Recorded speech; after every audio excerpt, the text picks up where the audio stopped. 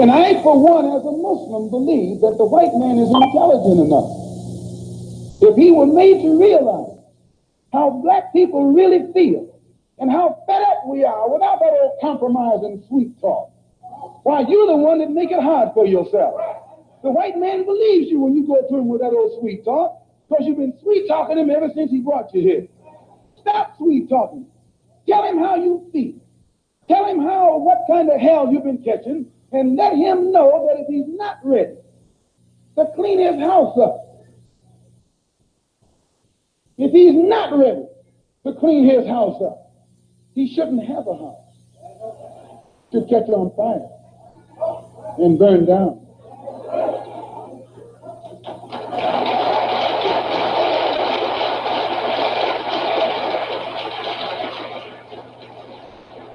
Muslims, we identify ourselves with the dark world. So we're not any minority. We're part of the majority, and the white man is the minority.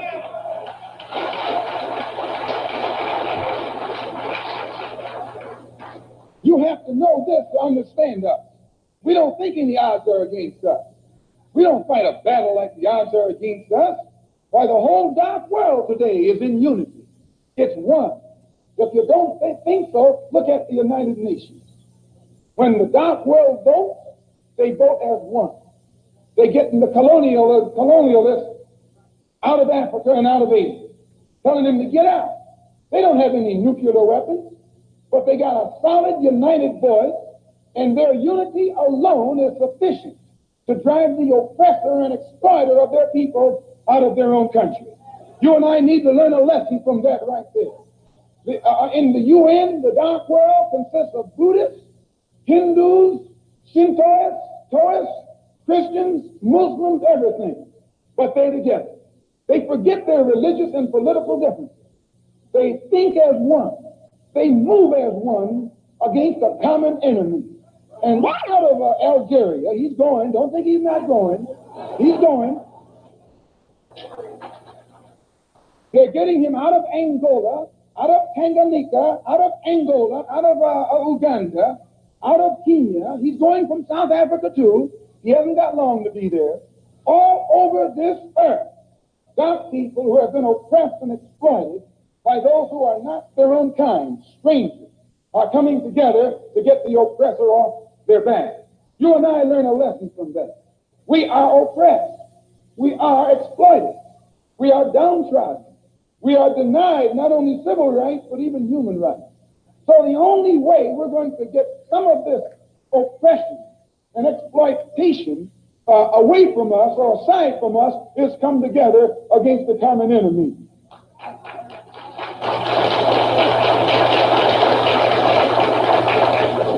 When they sat down at the Bandung Conference, everyone there had this in common: a dark skin. Some of those who were sitting there were socialists, some were communists, some were capitalists, some were Christians, some were Buddhists. They were everything. But all of them was dark skin.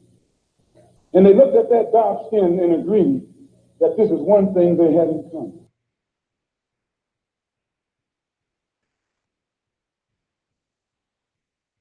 All right. Hey, you guys. Give me 1 second.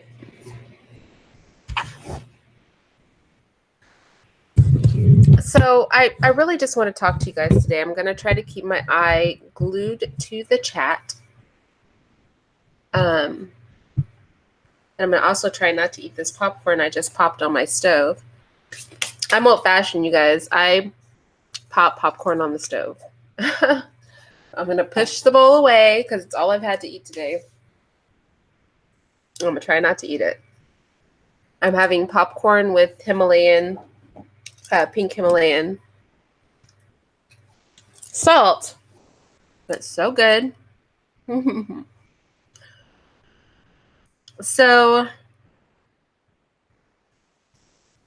well, Dennis Connor, I'm not sure who your comment is directed toward, but let me outline what I'd like to discuss with you. I'd like this to be an interactive discussion between us.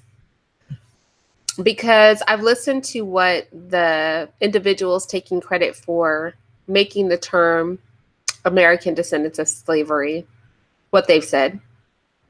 And then, because people take things and do what they want to do with them, I've listened to what other people are saying about it, right? And whilst I can't disagree with us having a title for ourselves, I think that's fine. I think calling ourselves Black isn't good enough, because I say all the time, especially in this past 2 weeks as we've been doing these series, that there are all kinds of Black people throughout the world. They're not all of African descent, right? There are Black people in India. They are Blacker than most of the Black people in the United States.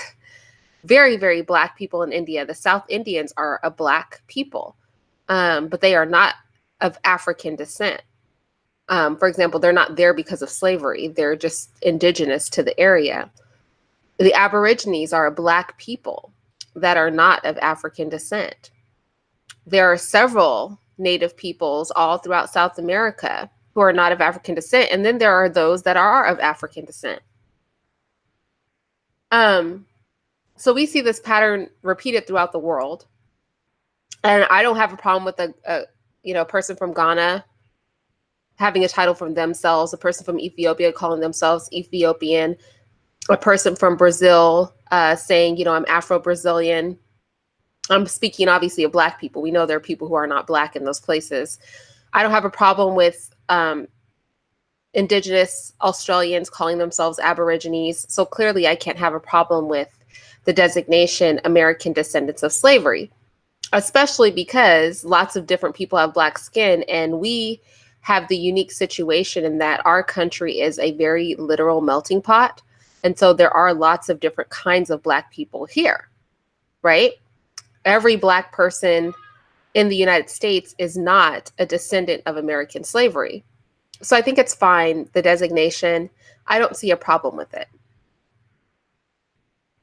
What I do see a problem with, and what I want to talk to you guys about, and I just want to say hi to you guys, and I want to talk to you guys about this. Like, I don't want to talk at you. I'd like you to speak to me so we can talk to each other. And Dr. G, if you want to come up, let me know. I have been hearing rhetoric that it's not just about distinguishing ourselves, right? I've also been hearing rhetoric from a good deal of people that uses the words, the literal words, us and them, right? Us and them. As in, they're doing X, Y, and Z. They're working against us, speaking of them as a collective and us as a distinct collective where we are at odds, right? Our purposes are at odds with each other.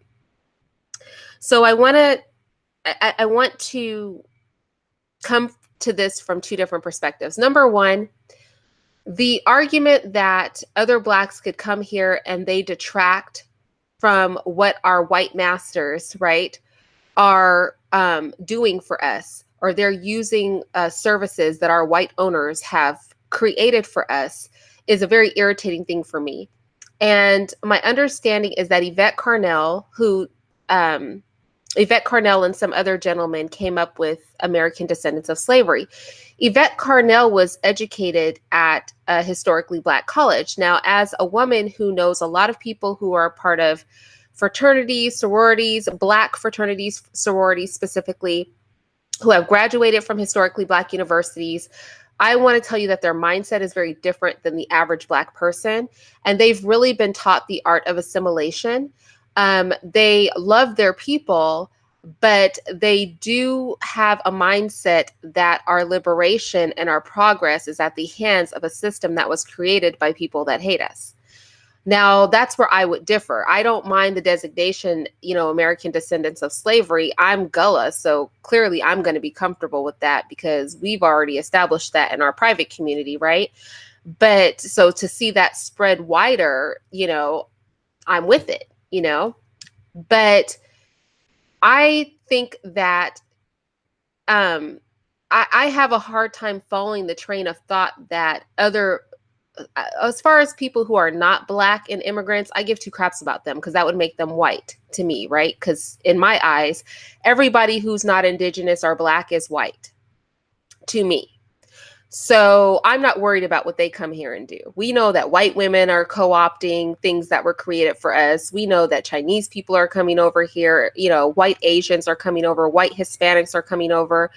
White people are coming over. They get to be, special because they're immigrants. We know all these people are co-opting services that were created for us. My issue is that we want to be stingy with a bunch of funky services that were created to undo or level the playing field for Black people versus the idea of destroying an entire faulty ass system. How are you going to have a house with broken out windows, foundation is crumbling, no walls, one wall hanging up by a thread, roof is leaky, giant holes, bird's nests, kitchen has no appliances? How are you going to have a house that looks like that and then feel some kind of way that other people want to come live in it and take a bedroom? I say demolish the house. So that's my first issue, not with the designation. Again, I don't mind the designation, American descendants of slavery. We should have a designation. You know what I mean? Every Black person on this planet has been oppressed in their own land. Every Black person on this whole planet has been oppressed by whites. Many have been brought near to extinction by whites on this planet. And we can each have our own designation. And as we teach the history of the world, this is what I do in my home. I teach Black history, starting in Africa. And then I start speaking of Black and Indigenous peoples around the world before I ever talk about a white person. And we can all have a special designation. I could give two craps. But the selfishness, it's like masses giving us a bunch of toys to play with. And we want to be selfish about the toys versus saying, screw these toys that Massa gave us. That would be my first problem. And I'm not quite looking at the chat yet. So just bear with me. Here are all my issues with it and then chime in, right? My next problem with it is the fact that when we talk about traitors, Kamala Harris, right? She's just not a descendant of American. She's just not a descendant of American slavery at all. She's just literally.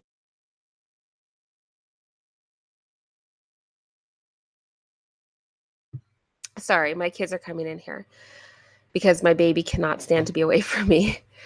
Kamala Harris isn't a descendant of Black slavery at all, right? She's just not Black American slavery. And her father boasts on the fact that he's even related to a guy that owned slaves, if he is at all. Kamala Harris may be 25% Black. Okay, I get that. The recent pawn, Joy, she's apparently from Ghana or, someplace overseas. And we want to use these people as examples of how Black people who are not ADOS come in and side with whites. But let's be clear. There are some American descendants of slavery who side with whites too. Just period. There are just Black people side with whites. That's just reality. It doesn't matter where on the planet they're from. There's a group of Black people who just won't face reality or who see that whites are on the winning side of the coin right now and want to align their self with power. And where they're from doesn't matter because there are traitors amongst us, okay, in real time, real space. So to pick on the traitors from out of the country as if we don't have an ingrown problem is another issue for me. At the end of the day, those of us who are with the program, no matter where we're from on the planet, should unite under what matters, which is that our Black skin has been oppressed and abused by those with white skin collectively all over this earth, period. Now, who got the worst of it? I'm not going to get into the oppression Olympics. Equally, though, across the board, all Blacks have been oppressed because of their color. All indigenous have been oppressed because of their color. And there are traitors in every single group globally. Every single group globally.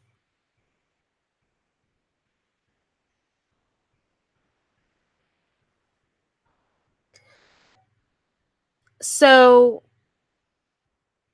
to move past that, and then I'm going to go ahead and just take a look at the comments because I want us to talk about this. To move past that even, I want to say that what we saw yesterday, for those of you who were here for the extension and the unification that whites, specifically paternalistic racist whites, are doing right now across the globe, is they are unifying globally. And they really don't care. You know, a lot of white people don't like each other. The French have their feelings, the German have their feelings, the Europeans have their collective feelings about whites in the United States. But see, the difference between us and whites is they know that some whites are traitors and sympathizers to Black causes. But that doesn't stop them from unifying on a global level. And it bothers me that as white people are openly unifying to maintain the status quo, as we heard that white man say. And we know that that meeting was put on by royalty, people attached to the Queen of England and co-signed by our president. That's just the tip of the rabbit hole that we heard. Who knows how deep the rabbit hole goes, because at the end we found out the Jews were in on it too. We just watched this yesterday, and that was just one little meeting. You do not find it odd that suddenly, as white people are unifying globally, there is a move for us to globally separate from each other on the opposite side of the stick? Those that they oppress, we're being encouraged to divide amongst ourselves. Now, again, I don't care about the designation ADOS. I'm down with it. I am an American descendant of slaves. Many of you are too. I have no qualms with the acronym. Even though I'm not a fan of acronyms, I don't have a problem with it. But it's the mindset that comes with it. The acronym is not the problem. It's the possible mindset. And so I'm really interested to hear what you guys have to say on this.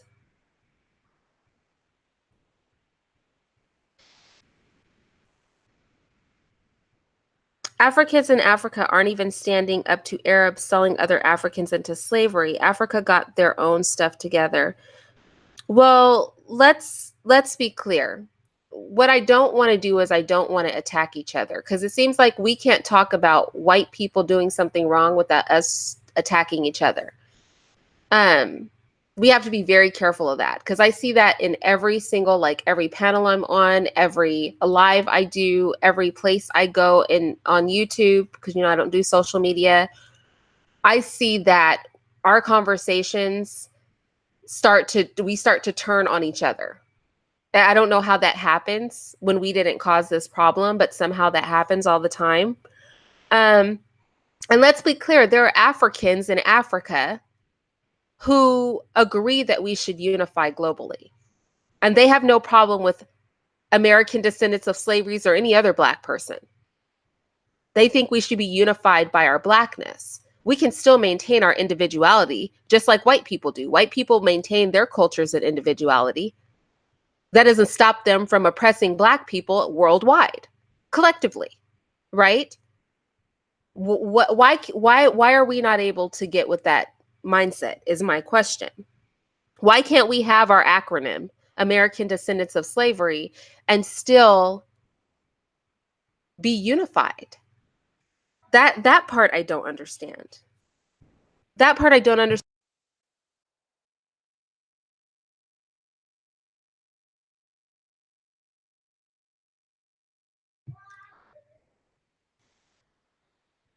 Dina said, Dennis, we are splitting over imaginary goodies. We have to move together, otherwise we all stay oppressed. This is my point.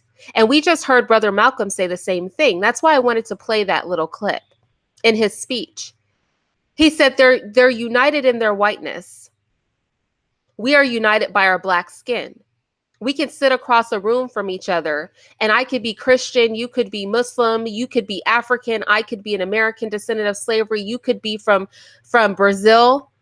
I've heard people say things about people from Brazil. Do you know down in Brazil, the Blacks are heavily oppressed? Heavily oppressed. They're not even represented in media. There's a real problem. Serious problem there. They're suffering just like we are. And there are some traitorous Brazilians too that are Black. But a lot of them identify as Black first. And that is globally. A lot of us identify as Black first. There are a lot of Aboriginals that identify, Aboriginals more than anybody, as Black first. There are a lot of Black people in South America that identify as Black first before and above anything else. There are a lot of Africans that identify as Black first. Black first, land first. Their slogan is Black first, land first. They identify as Black before anything. So we can have our acronym. We can be American descendants of slavery. I can be Gullah Geechee. You can be Brazilian or Caribbean or Aborigine. You can be South Indian. You can be any of those things. But as white people look at us and globally oppress us because of the color of our skin, why would we choose to not do what they do? We cannot fight them collectively as they're collectively oppressing us separately. That part I don't understand. And that's why I wanted to play that clip from Brother Malcolm, because he was very on point with that.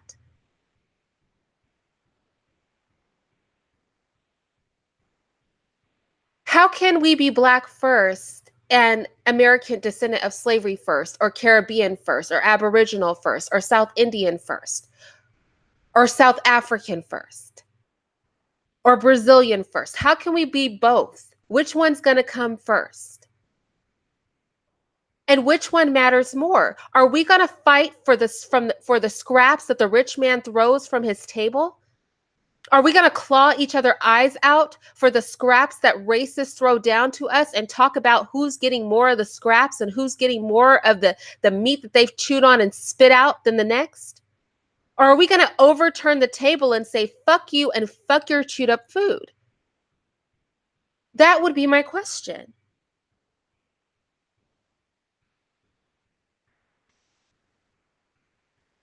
Well, I'm not going to say that the ADOS have a deep-seated hatred and contempt for Africans in Africa, because I'm an American descendant of slavery and I have no such contempt.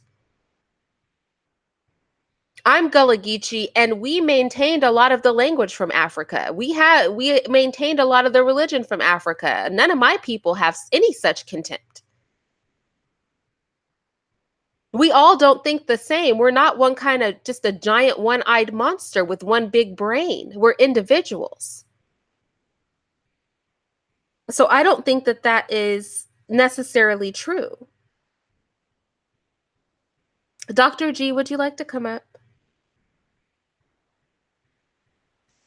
Hi, friend Tonio.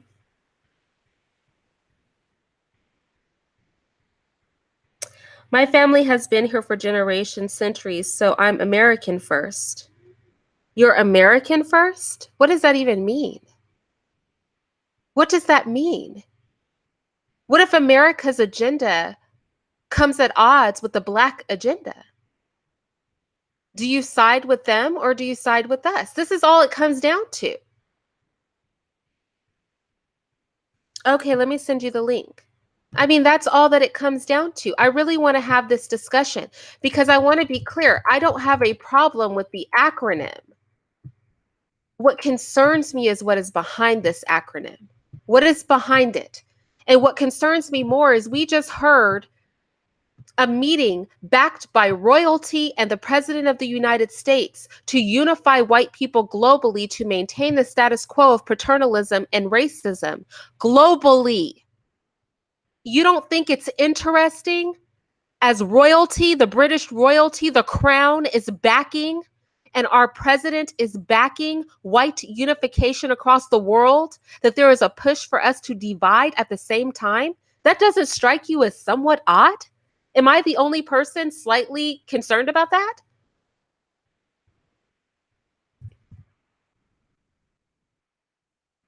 Am I the only person that thinks that that's a little bit weird? Dr. G, I emailed you the link. I don't care what my passport says. Your passport is to prove that you're owned by the United States. So that's like a whole nother conversation. Does your passport dictate what goes on in your mind and your heart? Do our passports determine where our hearts sit and where our minds are? Do pieces of paper dictate what we are and aren't going to do?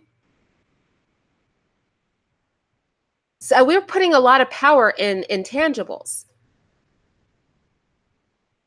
Lede, that's exactly. White people with different cultures are coming together. We need to do the same. For those of you who weren't here yesterday or didn't listen to that live to the end, they have a 5-year timeline for this. A 5-year timeline. And they have Black infiltrators and a plan to reach our youth that they are trying to spread out on a global scale. This is backed by the British Crown financially and our country. You don't find it interesting that as these conversations are being had in Europe, soon Australia and other white countries, that at the same time they're telling Black people that we shouldn't get along across the world? You don't think that's bizarre? Like, I'm down. I'm an American descendant of slavery. I'm with the acronym. Let's be all about that. But are we really going to fight over who comes over here and uses services meant for us? We're going to fight over the scraps a bunch of racists threw down from their table for us. We're going to fight other Black people about that and have animosity to other Black people instead of having animosity at the fact that we have to fight over scraps. We deserve a meal. We deserve a whole meal. We deserve the house. We deserve to be in the master suite. But we're down here fighting over scraps. We're going to beef with other Black people over trash out of the garbage can. We're going to turn on them because some of them are traitors, like there aren't some American descendants of slaves that are on television all day, every day, doing the same crap. Like they're only doing it because they're Black people from out of the country. No, they're doing it because that's how Black people move, some of them. We know this. We know this. It's not just them. We have our very own that do the same. So why are we acting like it's because they're from somewhere else?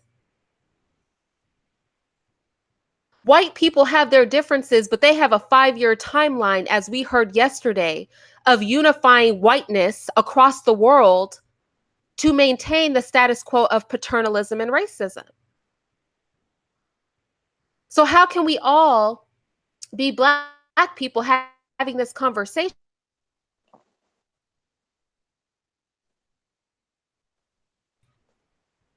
about division? Can we keep the acronym? That's my question to you guys. Can we keep the acronym American Descendants of Slavery without fighting amongst ourselves as Blacks globally? Because we need each other. What they have done to us and the oppression they have done to many others. They have all but wiped out the South Indians. The Aboriginal tribes are nearly extinct. These are Black people. They oppress South Africans in their own land. In Brazil, our people are oppressed. They are given no representation. They took the crown from Miss Brazil because she was Black, and that is not what they wanted representing their country just a couple years ago. Will we fight amongst ourselves, or will we unify those who want to move with Blackness? We move with Blackness. We can keep our acronyms and our names and our individuality and still be Black first. Sin, would you like to come up? Let me send you the link. I'm just saying, because I promise you, we don't have the bodies. We do not have the bodies as American descendants of slavery to attack a global problem. We have been globally oppressed. We have to be globally united.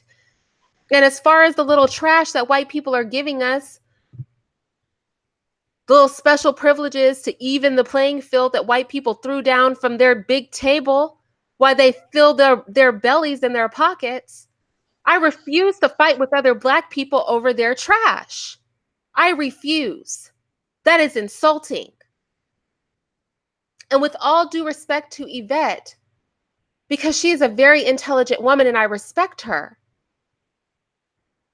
we will not fight over scraps, and we will no longer sit and beg white people for shit. Are we really going to turn against other Black people who are not part of the American descendants of slaves because they come here and they eat from the scraps of the rich man's table with us? Will we not unify to take our meal and take our place at the table? Let them fight over our scraps. Let us unify and throw them some freaking scraps. How about that for a change? How about we change our mindset about this thing? And then as far as the traitors go on all sides of the fence, those who pander to the white cause on all sides of the fence, be they from America or not, screw all of them. But we can be allies for those of us who have a singleness of mind, especially in this critical time when we hear white people talking about they have a 5-year timeline on this thing. When we sit and watch a meeting that was paid for by the British royalty and backed by our president, talking about we're going out into white land all over the world to maintain the status quo, and we can continue with the conversation about beefing amongst ourselves as Black people, I feel that's a problem. We can be American descendants of slaves and not fight with other Black people over white man's trash. That's my opinion. Hey, Sin. Hi, Dr. G. I'm so sorry. I didn't realize you guys were here. Oh no, Irene, I wouldn't have thought of interrupting you. You're preaching today, honey. Like seriously, I never quite understood how it is we are always looking to separate from each other. I don't get how we don't understand, there's power in numbers. And like you said, every Black person across the globe has suffered this oppression, under white supremacy. How come we can't even connect on that? Like just the fact that we all have that in common. How come we can't come together on that alone? I think it's religion. Oh. Can you guys hear me? Yeah. Saying I think it's religion. Why we can't? Because our I can hear religion you. teaches us. Yeah, but I think it's religion, to be honest. The reason why we can't is because of I think in some cases it religion, is. mostly. I think it's our religion tells us that for the most part it has people thinking that this is their ordained position in society, and when you believe that, you're going to go out and seek to unite, you're just going to stay complacent. But I find it to not be a coincidence that we're heavily, but we can't seem to love each other. Yeah. Yeah. I mean, just that right here, in the United States is an issue. And then when we begin to talk about attempting to unify with Blacks across the diaspora, I don't know. It just seems like there's a lot of socializing in the way, probably via religion, like Sin has said. But nonetheless, we can't get out of the way of ourselves to come together for whatever reason.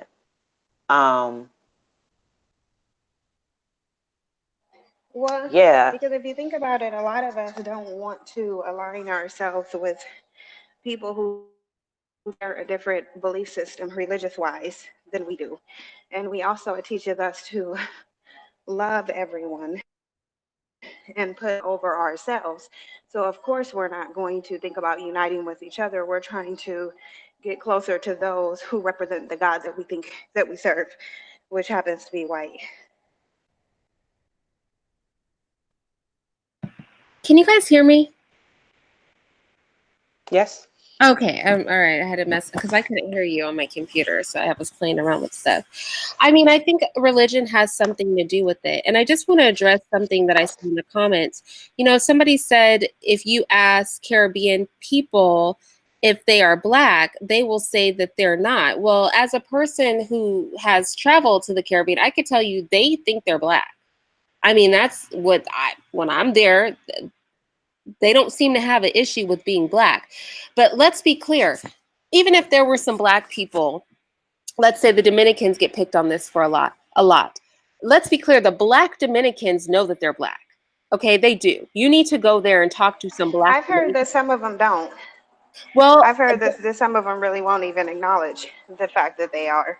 I think the mixed ones, it's more that with them. But even in those cases, we recognize that under a system of oppression by whites, even here in the United States, you will have full-on Black people talking about they're mixed, they're part Indian. We see the same self-hate here. To act like we don't understand the functioning, the mental functioning that would cause a person to hate themselves that way, to want to separate themselves from Blackness. I think we Well, have to be realistic. well, I definitely agree. But then we're also trying to stay within the confines of what makes the dominant society comfortable. And if you hate your own Blackness and you're trying to separate from it, of course you're not going to want to unite with it globally. So it's definitely a multifaceted issue. But I think religion, how we've been indoctrinated and conditioned, because a lot of Black people think, you know, we go out of our way to prove that we're not racist. We've never done anything racist to anybody, but we spend the most time trying to openly accept people who don't accept us and convince them that we're not racist. Yeah, I completely agree with that. There's a lot of brokenness to be fixed, but I feel like we can keep the designation American descendants of slavery. I think it's about time we had a designation because only certain groups of us had a designation, right? The Creole people the French Creoles had their designation. The Gullah Geechee had their designation. There's only a few groups of American descendants of slavery that had a designation that tied them to that lineage. So I think the acronym is fine. I think some of the rhetoric I hear coming with the acronym is what I have a problem with. And the using examples of self-hate in those other communities as if we don't know what that's from, as if we don't see that self-hate in our own community here as American descendants of slavery, to use their traitors as examples of what's wrong with other Blacks collectively globally, when we know that we have traitors in our own midst as American descendants of slavery. We should understand Blacks globally better than anyone because we have suffered at the hands of the same group of people. And we have people that move that way in our own ranks. We know that. So what is wrong if they are Black first? Because people keep saying, well, people from this place think this or that. And we have people in the chat from Haiti, from the Caribbean, from Jamaica saying, we know we're Black. When will we grasp that we cannot speak for all non-American descendant of slavery that are Black? That we have to unify, just like we can't speak for all American descendants of slavery. There's a lot of American descendants of slavery that are not Black first too. So why can we not unify under that? I would say most of us are not Black first and don't want to be Black first. They want to be all inclusive. And that is the problem. We don't want to unite with each other. We don't find a benefit in that. We're running from our Blackness, not running towards it. That's why you can have people sitting up toasting to more light-skinned babies, i.e. breeding themselves out.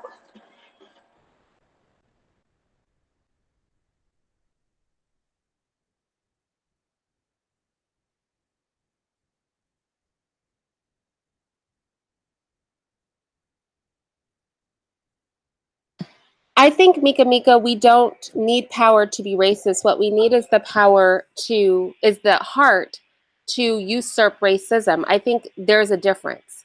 We just need the determination and the spirit to overturn the status quo is what we need.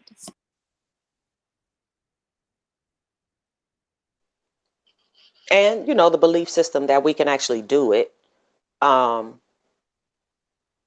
which I'm afraid the mindset, that's everything. And I'm just afraid that it might be, you know, but it's so fractured and delicate, right? Like, it's hard to get people to understand or even see. Like, for instance, this whole narrative about American DOS trying to separate, you know, that's never been said. And I'm thinking that's probably more of the propaganda that's against the hashtag ADOS, quote unquote, movement, so to speak. But it was never about separating from anyone. It's just a designation so that we're clear about which set of oppressed Black people we're talking about, to be honest, because they're all over the place. So how do we identify ourselves? We can't just say Black. But never about separating, never about being, you know, separate from any other Black people.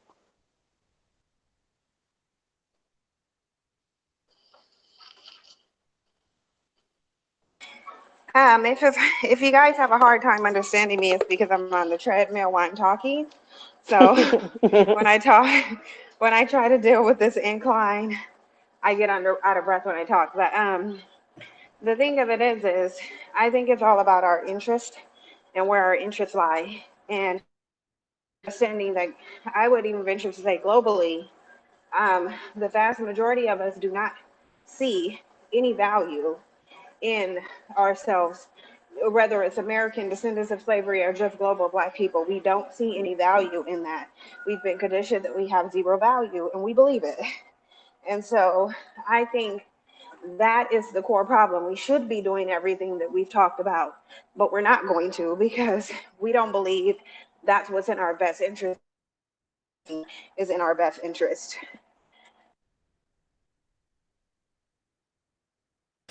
Well, I agree with that. And what I find sad is that as I look in the chat, the determination that we have to be divisive. Roderick said, most groups understand their economic power. You actually see grocery stores in Mexican neighborhoods, but not Blacks. That problem exists here in Charlotte, North Carolina. It's mind-boggling. Let's be clear. When we talk money and finances,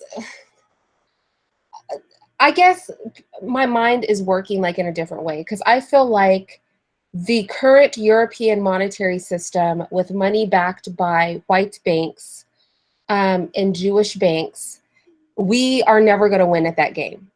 The only thing is to do what countries like Venezuela did, which is detach from that system. That's what the Latin Caribbean Alliance or the South American Caribbean Alliance is about. See, Irene, though. What did you say? But see, now you're being racist because you're talking about separating and establishing your own and not being under white dominance and subjugation. So now you're being racist according to the minds of most Black people. Yeah, but I think we have to recognize our reality, and this is, and I think that's why where we are going sideways with the American descendant of slavery conversation, right? Is because we keep looking at this as they're coming in and they are, you know, they're traders, just like we have our traders. They have their traders that get on TV. They're coming in, they're using programs that were made for us. We are literally so invested in eating the scraps from their table. Like, we're so invested in that position that it's hard for us to imagine that we don't have to be in that position. And that would literally mean that their monetary systems are irrelevant. Like, you recognize that people make this stuff up and then agree to go along with them. That's what money is. It's a vehicle for barter. It means you have faith in it. Monetary systems become obsolete all the time. Right now. Here's the thing, though. Go ahead. If you don't value yourself, then you think scraps is what you deserve. Because people who have value, they want better for themselves. They don't want to be, and they wouldn't allow themselves to be treated in certain ways. So not only do we not have any self-value, but when your spiritual system tells you that you are better off taking scraps, and then you can wait until the afterlife, and every religion tells you that as a person of African descent, you were created for the very purpose to be subjugated by people who are white, then you're going to believe that by submitting to that subjugation, you are following out your purpose in life. And a lot of Black people won't admit this on a conscious level because this is subconscious and it's spiritual for them. And that's why whenever we talk about liberation, they say, well, just wait on God. And God is punishing us. And this is our consequence for whatever. So this is divine to Black people, but it's also a psychology that we have. So those are going to need to be addressed first and foremost before we even think it's possible to obtain any type of unification. Oh no, well, I don't know. I think that's like a Hebrew Israelite teaching because and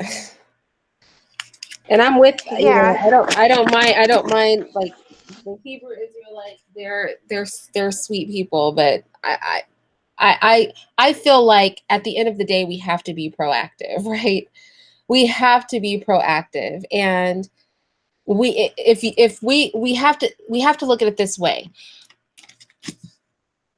Even if you are the sort of Black person that feels that money and legislation is the way to go about it, if you truly believe in that system, what I would say is this: you are in charge of the government.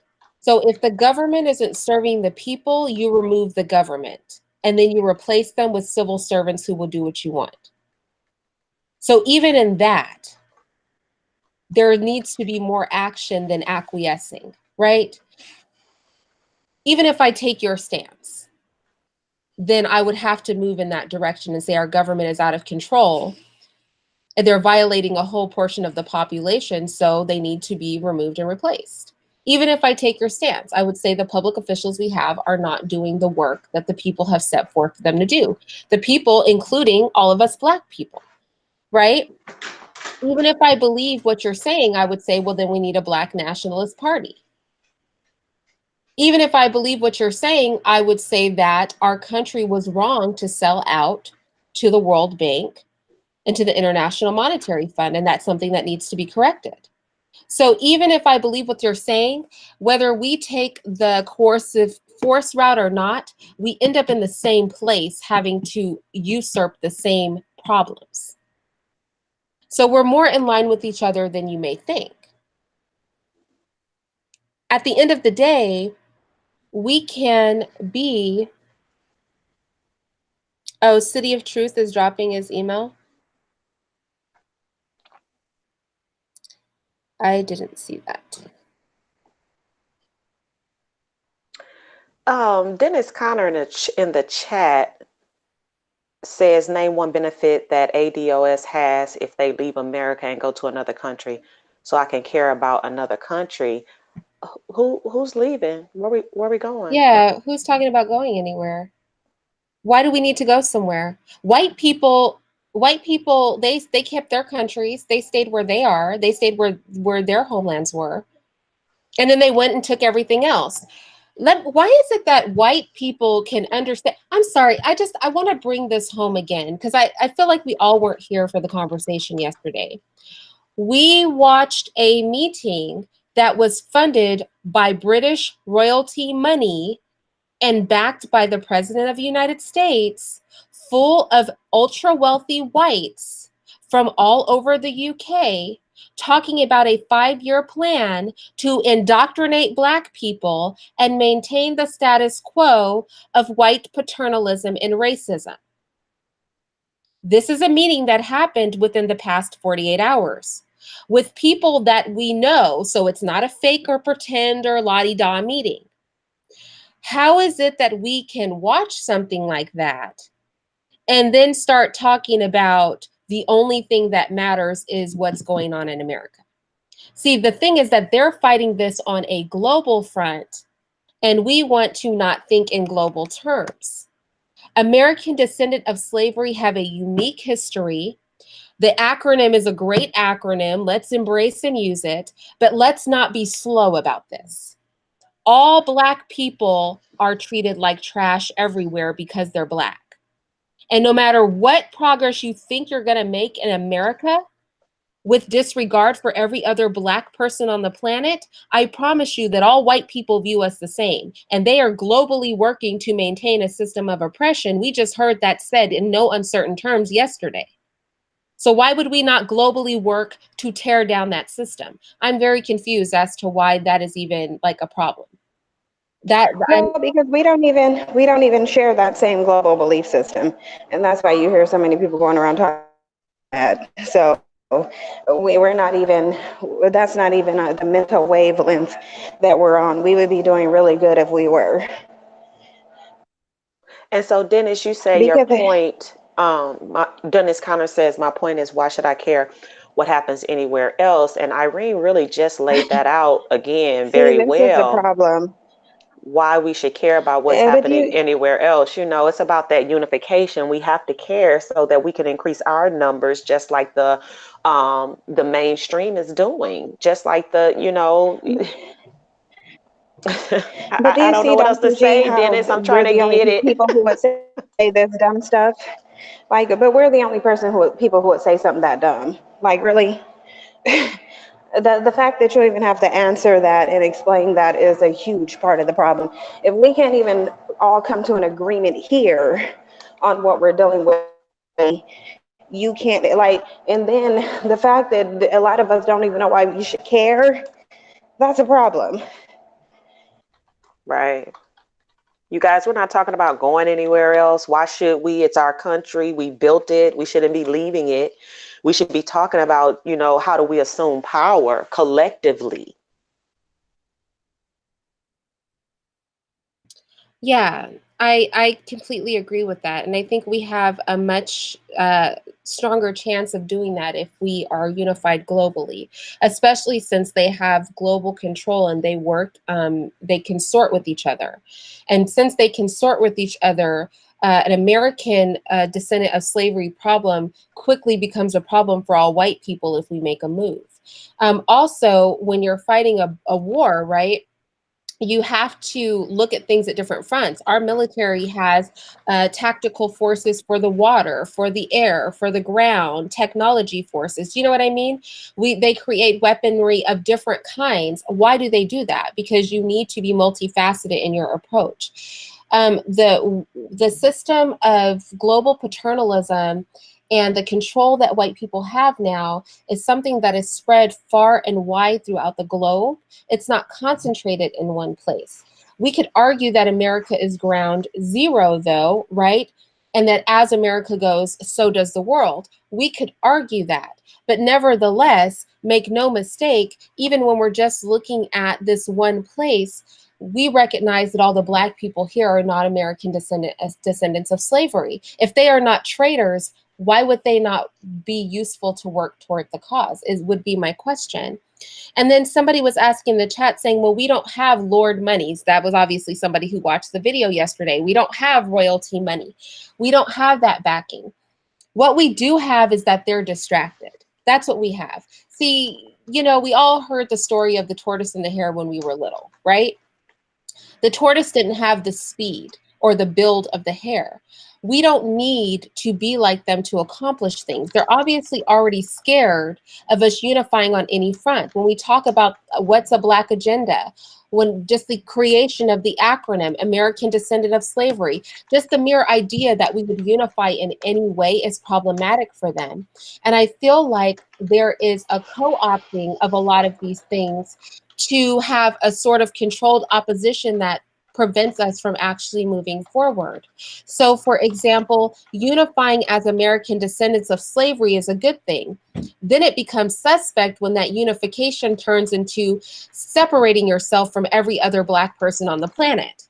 You see how like it becomes a problem then. We could unify as American descendants of slavery, recognize that our history is unique because eventually, especially if you're homeschooling, you got to teach that history, right? Along with Black history, which is a global history. It's just not about America.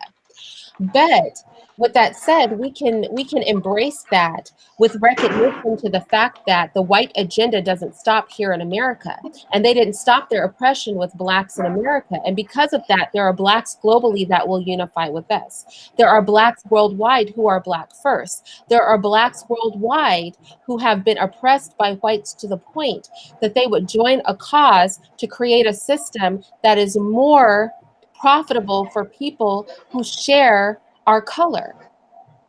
And see, Irene, this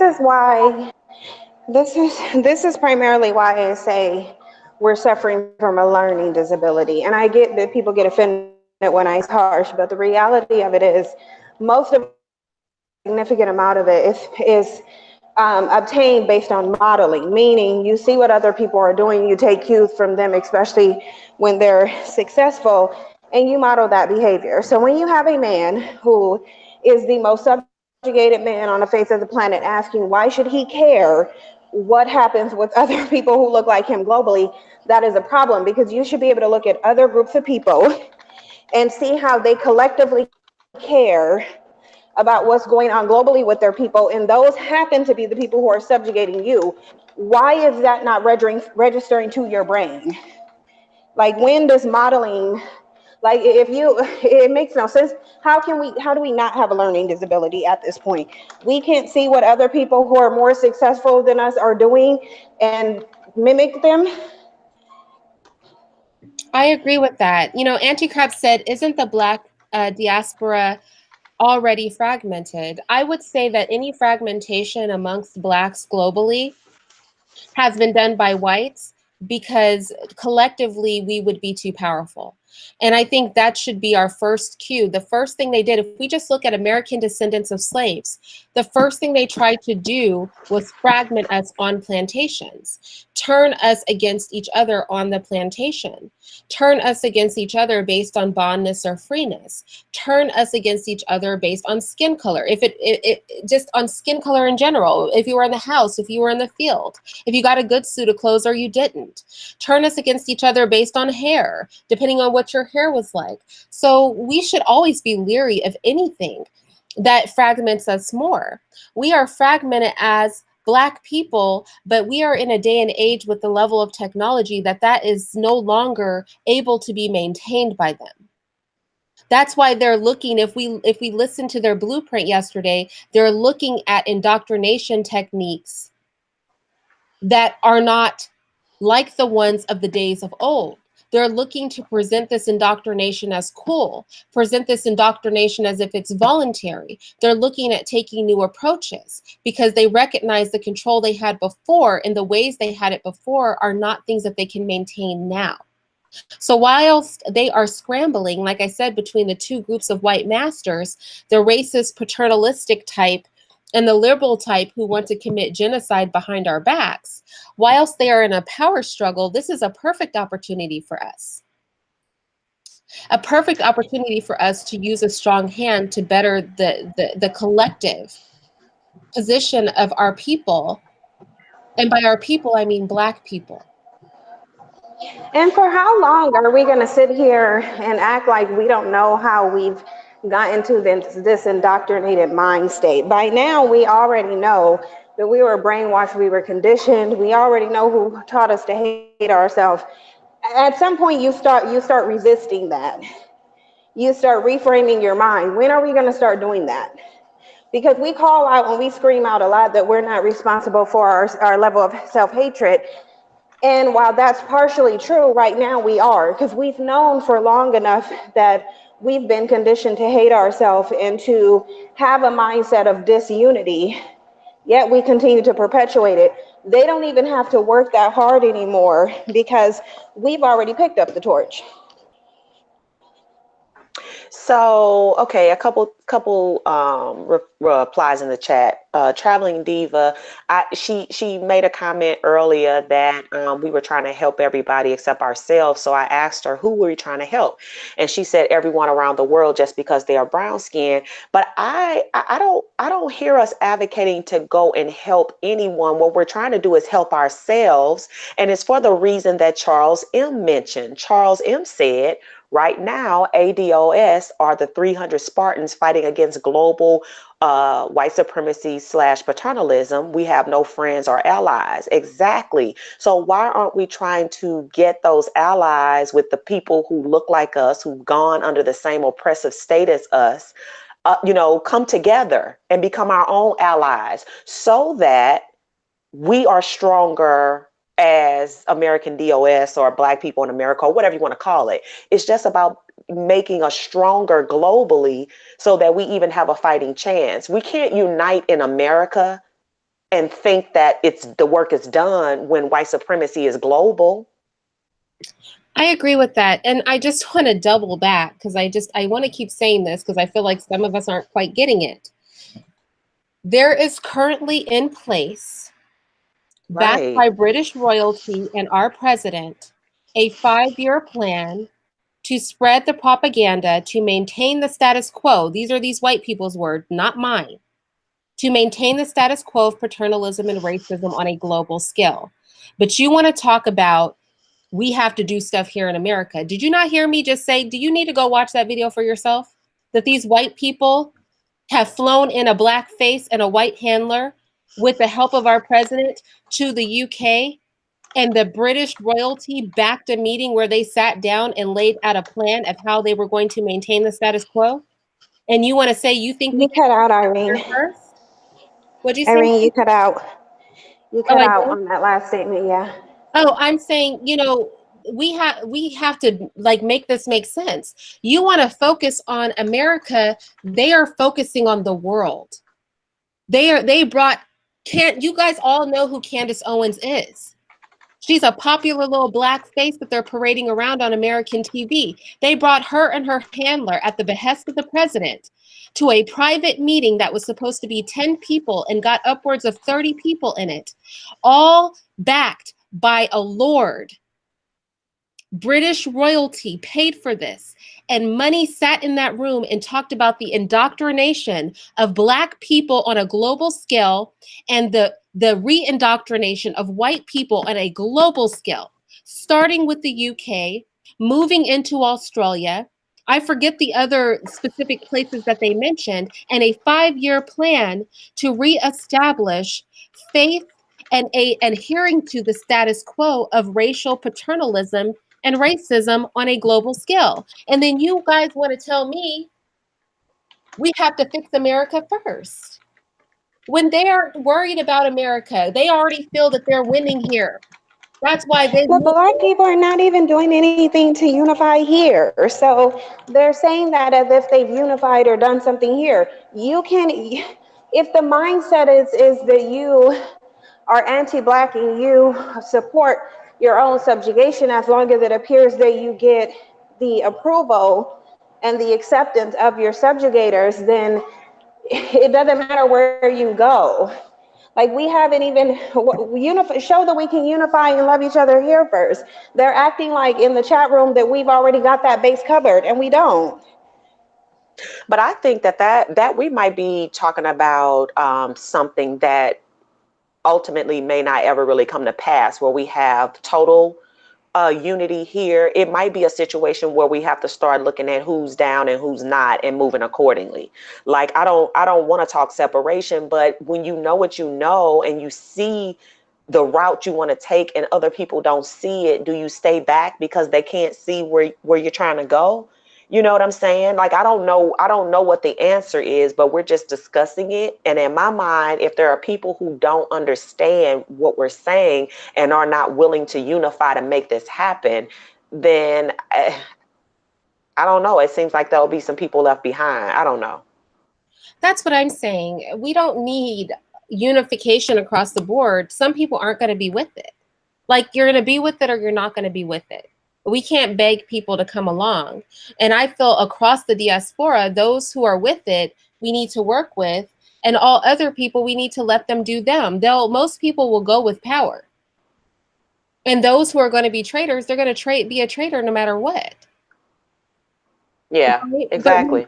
Yes, but when they're talking about, we want to focus on American descendant of slavery only, but focus on it for what? That would be my question. Focus on American descendants of slavery for what? I know that Yvette Carnell had a hand in coming up with this acronym, and I do like the acronym. But I also know that she feels that a lot of the stuff we need to do to further our people is dependent upon playing a white man's game. And I guess that's where Yvette and I would take separate sides, right? I'm not so much for pandering to white people and white law and the creation of that and white handouts. I'm not on the reparation bandwagon, because I feel like, why are they in a position to give me a piece of anything? If anybody needs to be handing out pieces, how about we hand out some pieces? If anybody's going to throw scraps, how come we can't throw the scraps? So that whole operation mindset is something I can't quite get with. I don't mind the whole American descendant of slaves thing. I don't mind us being unified under that and all that jazz. But I start having a problem when we want to separate ourselves from people who want to work for a Black cause. I can understand separating ourselves from traitors, but people who want to work for a Black cause, people who want to work on a global level for a Black cause, we're not going to deal with them. And then, like, what the originators of American descendant of slavery, what is their blueprint? Is their blueprint playing this game with these white people to get the most and squeeze the most out of Master possible? Is that what we're doing? We're just squeezing Massa for all he'll give us, and we just want to push all the other Black people out of the way, and then after Massa gives us what he's going to give us, then they can come and get some too? Are we really going to fight over what a white person is going to give us? But why can't we give ourselves reparations first, in the form of not letting them control our athleticism and our musical talent, not funneling money into their communities, not reinforcing the notion that they're supreme? Why wouldn't we start there? Because it's like, if we start there, you're more likely to get reparations from them if you weren't giving them. Have an incentive to give you anything, because they get everything from you regardless. Sin, can you check your text messages? Because I texted you. Also, I just want to say that, Jermaine said reparations is giving us what we're owed. I have a problem with the fact that you think reparations is what you're owed. You're owed so much more than that. We are owed so much more than reparations. We are not worth their little penny ass handout. They owe us so much more than that. They owe us to take a seat and a back seat to our agendas and our desires. They owe us a chance at being the leaders of this thing, because they're not doing a good job. Screw reparations. I mean, hey, if all we're going to agree to do is fight that way, then I'm going to go with y'all. But I'm just telling you, I feel like reparations, the little crumbs from the rich man's table, aren't going to work for me. I think we deserve much more than that. I think we've earned a place at the head of the table, not a handout. And I know people don't like you to call it a handout, but it's a handout when we deserve to be at the head of the table. And we can give them some reparations after they've been usurped. We can throw some cash down to them for what their little responded. Did. Huh? I responded. But the thing is, Irene, you don't want to take crumbs because you feel like you're more deserving of crumbs. We would not be comfortable in this position if we didn't think we were deserving of it. Like, it's just like being in a relationship with anyone. If they're abusive to you, the more you stay into it is indicative of your mindset that you believe that that's what you deserve. And so if we didn't believe that this is what we deserved, if we truly didn't believe that, we wouldn't allow it.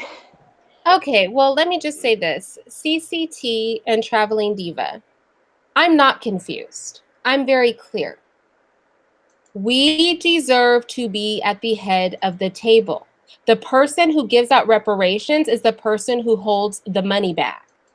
They're the person who holds the power. They start handing stuff out.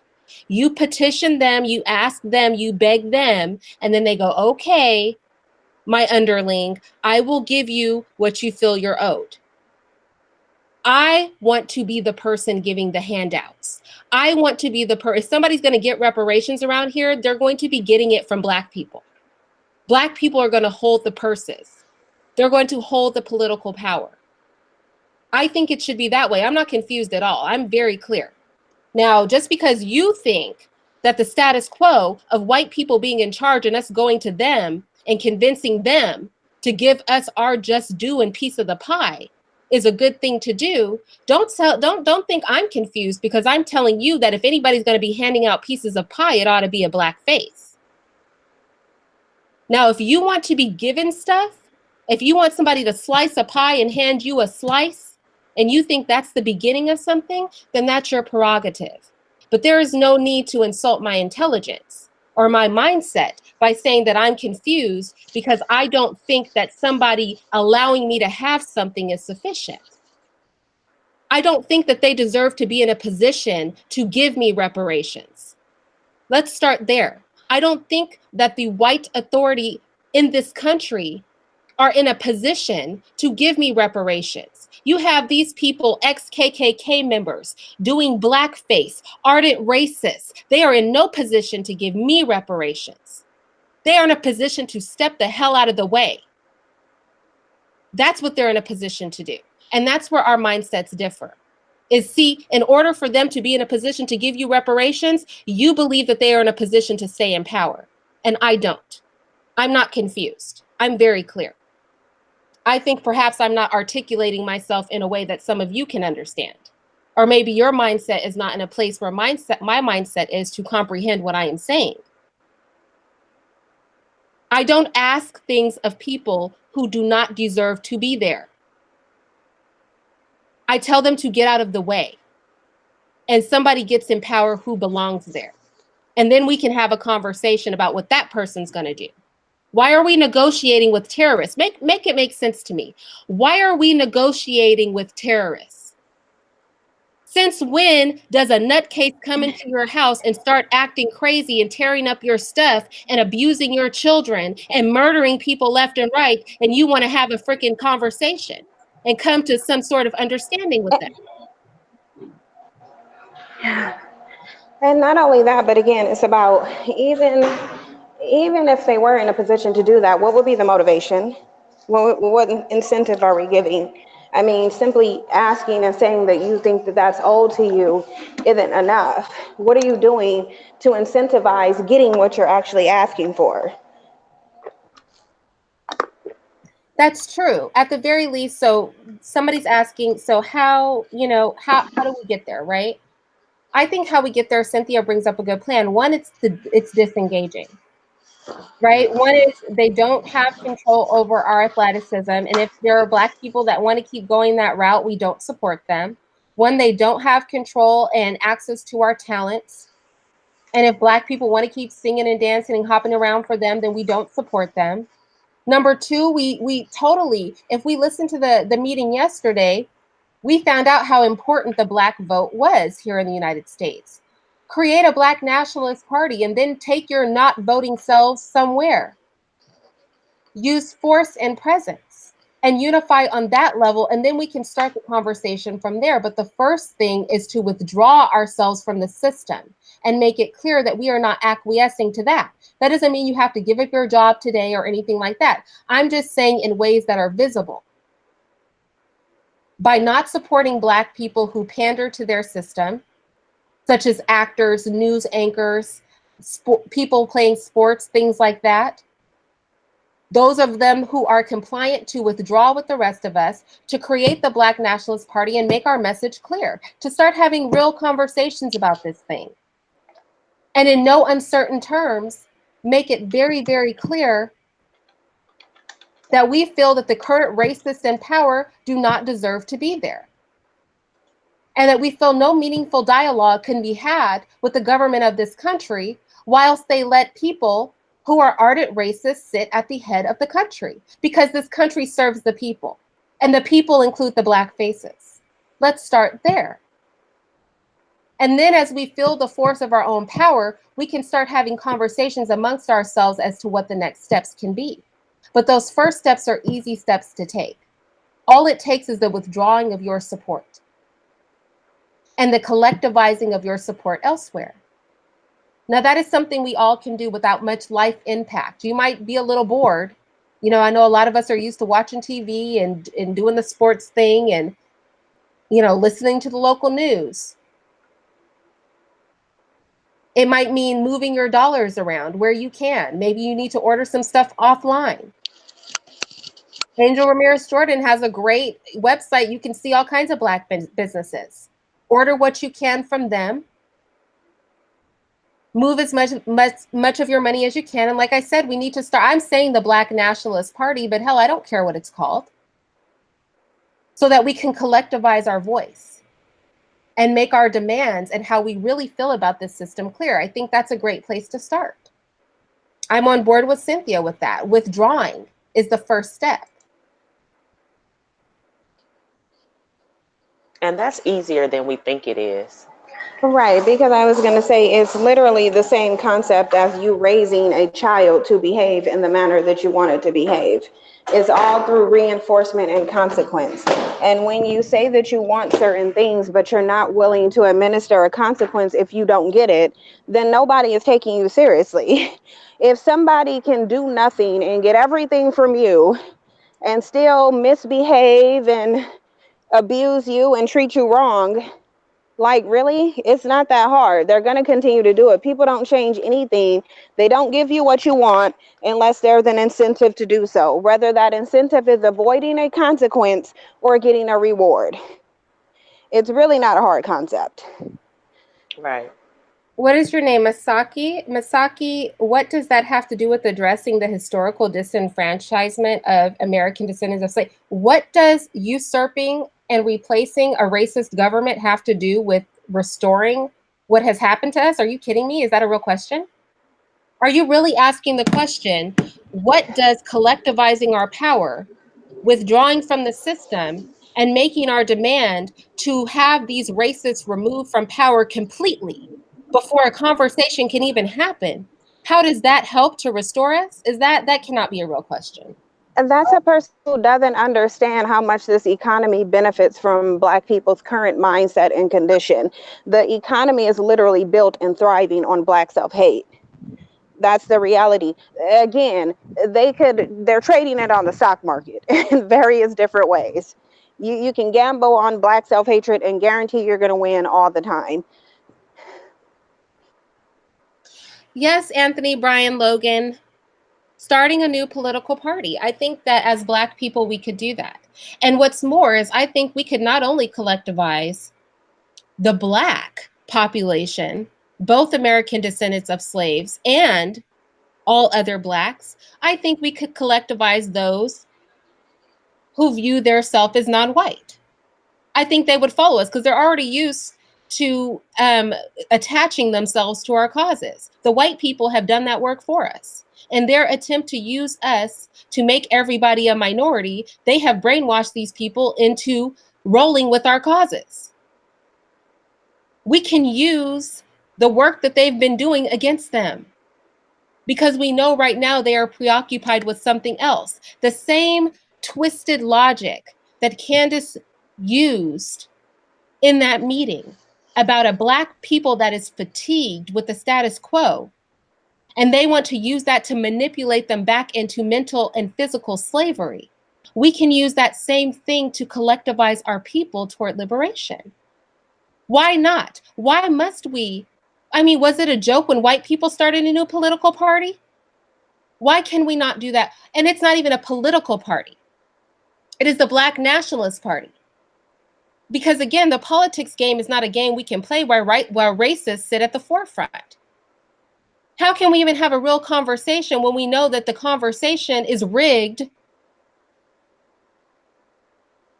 When 90 people sitting on Capitol Hill in one building, in one house, come from a racist time where Blacks were oppressed. None of those people belong there. We need new blood. How can we talk to a group of people like that? How can we talk to these career politicians, these career racists? How can we talk to people that say they're friends with the KKK and that a man that does blackface needs to be excused because he's able to talk to the good old boys down south and get them to know how to treat the darkies? How can we have people like that leading our country and have a real discussion? Why do we insist on pretending like this is a game that we can play when all the other players are part of the same team?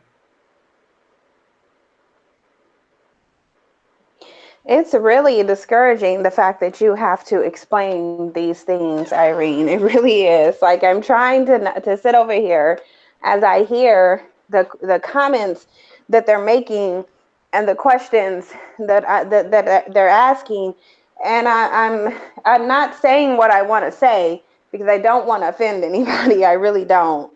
But I'm really not understanding how we're asking these questions. It's like, do we have blinders on?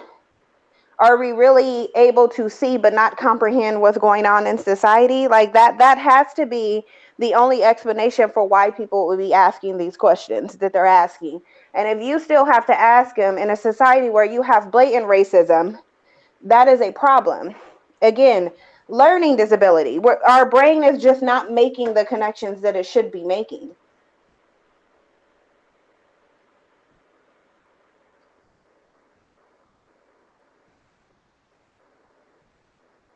And it's a lot of I don't know, just kind of going back and forth, arguing, criticizing. Like, how do I rarely watch the chat when I'm on panels, and it's mostly because I'm usually moving around and doing other things. Um, but there's just like a lot of mudslinging, and it's off the point.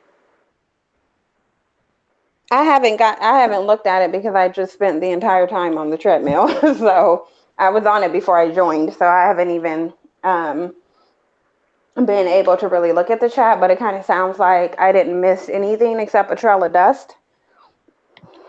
Yeah, and I'm thinking it's just a confusion. Perhaps maybe, as Irene has already said, we're not articulating, the point well, and so folks are missing it. But now I'm starting to think differently,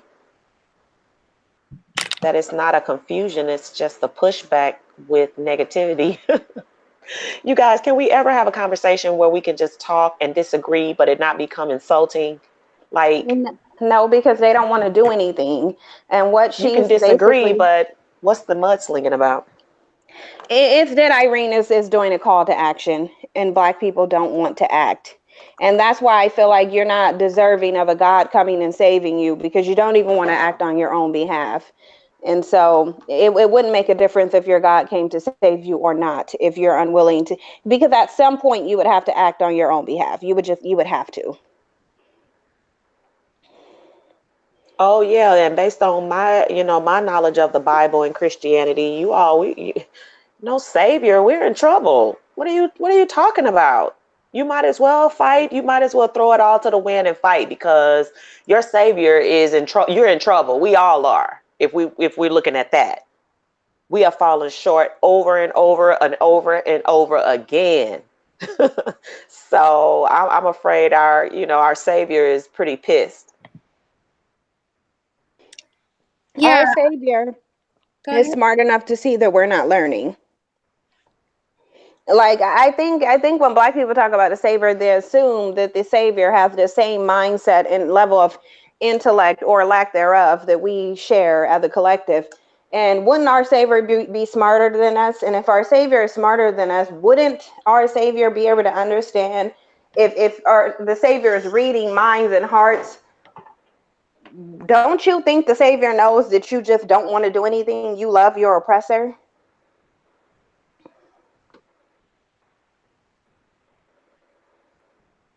Yeah, I think that you guys, it it makes me sad that we we're having a hard time comprehending this. Like, I'm even acquiesced because I'm a little more hardlined about this than a lot of you guys are. So I'm like even acquiescing and saying, okay, if you even think that this is the way to go, this would be the way for us to do it. But I don't see why anything other than begging is a problem for you guys. Like, begging white people for things and separating ourselves from other Black people makes sense, but separating ourselves from a system that completely needs to be reformed, that's a problem. I'm trying to Of course understand it that. is, because that will ruffle the feathers of their real God. See, most Black people, they can say they subscribe into Hebrew Israelite, and they can say they're a Buddhist, they can say they're a Christian or whatever, but I don't think that they really believe in any other God force except white people. I don't think that they believe in that, because you wouldn't have to try to. People who really believe in a God, they would move without fear, knowing that their God is going to have their back. Black people run around talking about faith all day long, but you don't even have faith to get up and move and believe that your God is going to protect you and see you carry things out. You fear that white man and that white woman, and your God is not too stupid to realize that. Every time you sit up here in these comment sections and you express fear for some humans over your own God, you are telling your God, I fear that white man more than I fear you. I was conditioned and indoctrinated to believe in you and to have faith in you, but I don't. I have faith in white people because they're down here wielding the power. That is who you believe in. That is your God. And the real Savior is not too stupid to notice that. That's why you haven't been delivered yet. Here. Two things real quick, because I see BMT is here and he ready to get it in. Real quick. Me? Seneca Chapman says Gucci can make a sweater that says I'm a dumb Negro and Negroes will fight about not wearing it. Seneca, I hope you were not a part of that fight, because the people who are fighting about not wearing it are not people who I even communicate with on a daily basis. My circle is very clear that is not anything we would ever wear or want to wear. It was dog ugly anyway. So if your circle is that, short-sighted, and and you're probably not talking about people, you're just saying people in general. Yeah, we're not talking about people who would be that dense as to even bring up anything about Gucci and that ugly ass sweater. Okay. The other thing, something just occurred to me, and this might be sort of elementary in nature. You guys can tell me, I don't mind that. But maybe that's the problem we're running up against with a lot of people and their belief in Christianity. They see Jesus as the Borgia's son, and then they see the white man walk in the street every day, and there's a connection between the two for them. Maybe that is why we can't get past this mindset, because for real and for true, Borges, that image and the white image we see every day are the same in folks' minds. And so to go against them would be like going against Jesus. Well, exactly. And it's logic when you make the connection. See, because your brain is making the connection. I don't care how much for 1 year Black people try to recondition their mind and say that Jesus is Black. No, Jesus is not Black to you. I don't even subscribe to Jesus, but I'll tell you, every time I hear the word Jesus, a white man with a mop head, recessive skin, and blue eyes comes to mind. That is what I see when it's the image of Jesus. That's what comes up, because that is what you've been conditioned to believe. So there's no possible way, if your God and your oppressor looks the same, there's no possible way you're going to attack the oppressor, because then you're attacking God. Right. I just want to say that somebody brought up in the chat, I'm sorry, but you'll know who you are when I read it. Somebody said in the chat, other people getting reparations is not begging, but American descendants of slaves doing it is begging. Let me be clear. Other people may believe that the white racists that are in authority are in a position to be asked to do stuff for them, and then for them to get it if they agree for them to have it. My personal position is that these people should not be in a position to make those decisions. Ergo, I'm not about to ask them for a damn thing. I want them out of the position. Why would I sit there and petition somebody whose authority I don't believe in to do anything? Why are we going to a racist government? A government compiled of career politicians from a time with heavy racial prejudice. A president who sent over a Black woman and a white handler to Europe within the past month to collaborate with the British royalty to maintain the status quo of white paternalism. Why the hell am I going to go to that government and ask them for crap? Everybody else might have done it, and that's their bad. But for me, that is a government that needs to be replaced. Those are leaders who are not public servants. Those are people who can never make a decision in our favor.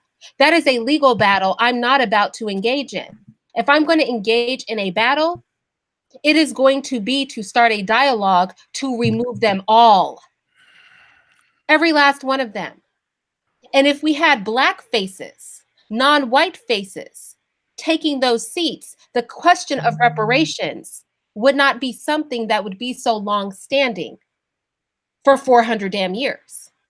I want to know why Black people who claim to be, because let's just be real, Black people, most of them in this country are Christian. So if your belief system and faith is so strong in Jesus, why are you afraid of that white man to get up and move? Why don't you just rest in Jesus and rest assured that if you get up and act in a manner that's going to correct an injustice and right a wrong, that your God is not going to see you through it and make sure you succeed? Why is it that you're so afraid to act in? If you're you got so much faith in Jesus, why are you so afraid to act? Because I promise you that Bible says that you should be acting. Where? Well, I'll say this.